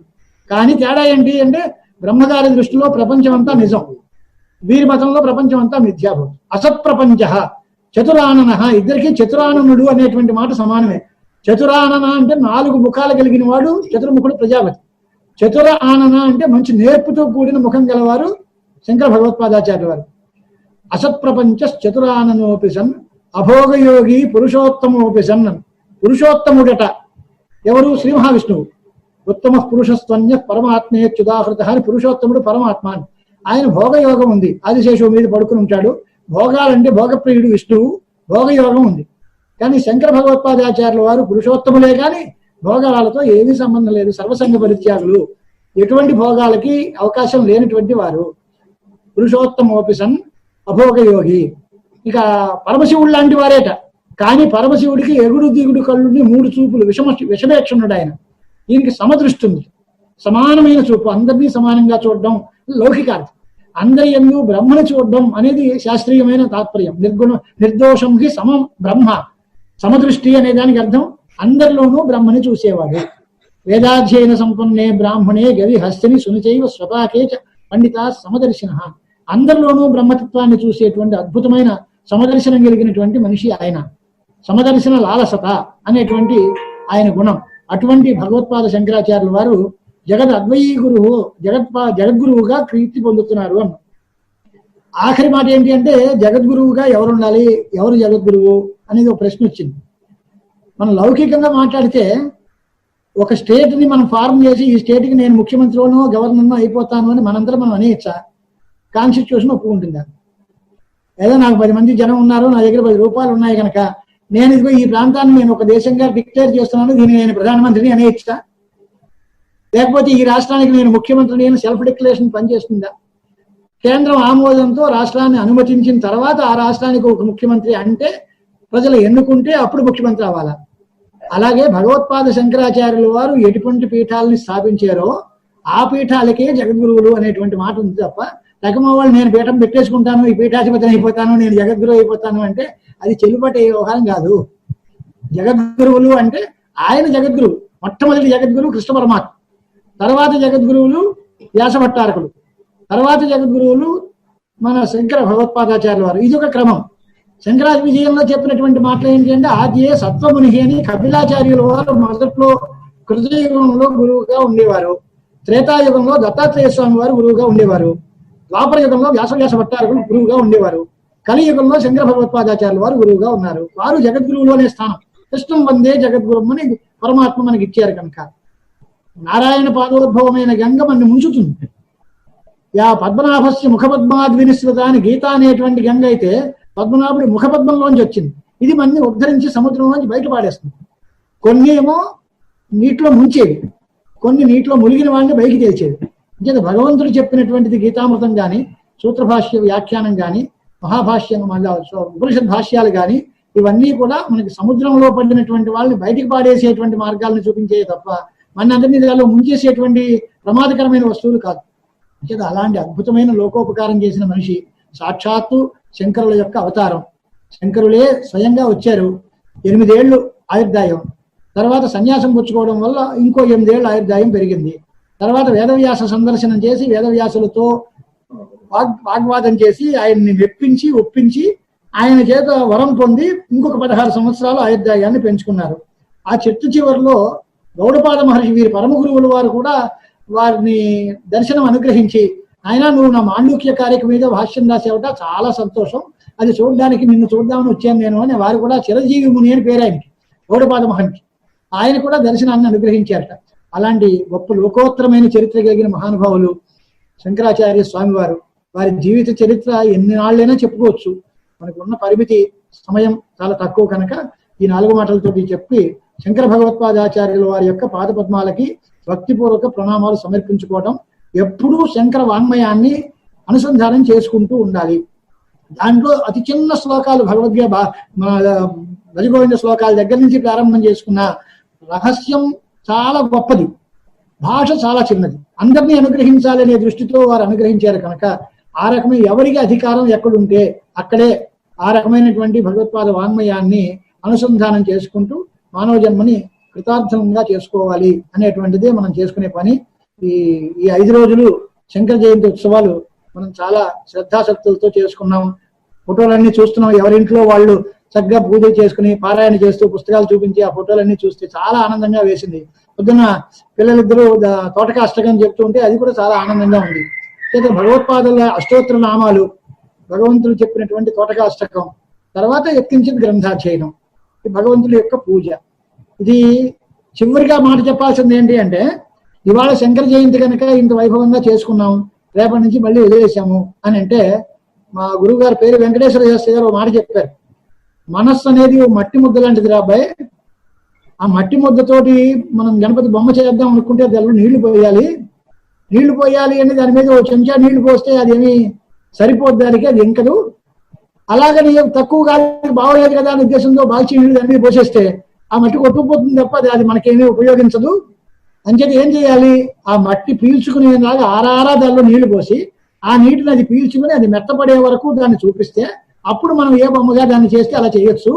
అలాగే మన మనస్సుకి కూడా ఎప్పుడు నిరంతరం సత్కారాసేవిత దృఢభూమి సహి దీర్ఘకాల నైరంతర్య సత్కారాసేవిత అని 3 విశేషణాలు ఉన్నాయి యోగ సూత్రాల్లో. ధర్మశ్రద్ధ అంటే ఏదో ఒక రోజు కూర్చుని ఈ శివరాత్రి ఇవాళ తెల్లవారు కూర్చుని చేసేస్తాం, ఇంకా తర్వాత దేవుడికి గుడ్ బై, రేపటి నుంచి మళ్ళీ ఇంకేమీ లేదు, మళ్ళీ ఏడా చూద్దాంలే అంటే అది అయ్యే పని కాదు. చేత దీర్ఘకాలం చెయ్యాలి, నిరంతరం చెయ్యాలి, దాని యందు ఆదర బుద్ధితో చెయ్యాలి. భగవంతుడు కూడా చెప్పాడు మాట, మన్మనాభవ మద్భక్త మద్యాజీ మాన్ నమస్కురు మత్కర్మ కృత మత్పరమః. ఇన్ని విశేషణాలు వేశారు ఆయన గీతల్లో. నా కోసం పని చేయి, నా మీద మనసు పెట్టి చెయ్యి, నేనే నీకు రక్షకుణ్ణి అనే నమ్మకంతో చెయ్యి, నా కోసమే చెయ్యి అనేటువంటిది భగవంతుడు చెప్పినటువంటి మాట. అలాగా మనం కూడా ఒక మంచి పని ఆరంభిస్తే అది ఎప్పుడైనా అత్యవసర ప్రమాదకర పరిస్థితుల్లో ఓ రోజు చేయలేకపోయినా వదిలేయకుండా, బుద్ధిపూర్వకంగా దాన్ని వదిలేయకుండా నిరంతరం చేస్తూ ఉంటే మన మనస్సుకి అది ఒక అద్భుతమైనటువంటి సంస్కారాన్ని ఏర్పాటు చేస్తుంది. మన మనస్సు దానికి ట్యూన్ అవుతుంది. దానివల్ల అభ్యాసం వల్ల చాలా సులభంగా తయారు చేసేస్తాం. మొదటిసారి చదివేటప్పుడు కష్టంగా ఉంటుంది, ఓ 4 సార్లు చదివిన తర్వాత అదే అలవాటు అయిపోతుంది. ఓ 10 సార్లు తర్వాత నోటికి వచ్చేస్తే అది అవలీలగా మామూలుగా కాఫీ తాగినట్టుగా తాగేసి అయిపోతుంది. అంచేత క్రమంగా సాధనతో ఎంతటి కష్టమైన విషయాన్నైనా సాధించవచ్చు. కనుక మీరందరూ కూడా ఇలాంటి శ్రద్ధ చూపించారు, చాలా సంతోషం. మీరందరూ కూడా ఇటువంటి శ్రద్ధనే కొనసాగించి ఇంకా ఇతరత్ర ఇంతోధికంగా అభివృద్ధి పథంలో నడుస్తూ మీరందరూ సద్ధర్మ శ్రద్ధతో, దైవ భక్తితో, పాపభీతితో గురు కటాక్షానికి పాత్రలై మంచి ఫలితాలు పొందాలని దీర్ఘాయుష్యమస్తు, గురు అనుగ్రహ సిద్ధిరస్తు. శారదాంబా చంద్రమౌళీశ్వరుల యొక్క అనుగ్రహం, జగద్గురువుల యొక్క అనుగ్రహం మీకు పరిపూర్ణంగా కలగాలి. ఆ శంకర భగవత్పాదాచార్యుల వారి యొక్క కృప మన కుటుంబాలన్నిటి మీద వర్షించి మనం అందరం శ్రేయో మార్గంలో బాగా నడవాలి అని ఆశీర్వచనం చేస్తాను. స్వస్తి ప్రజాభ్యః పరిపాలయంతాం న్యాయేన మార్గేణ మహీం మహీషాః గోబ్రాహ్మణేభ్యః శుభమస్తు నిత్యం. లోకాః సమస్తాః సుఖినో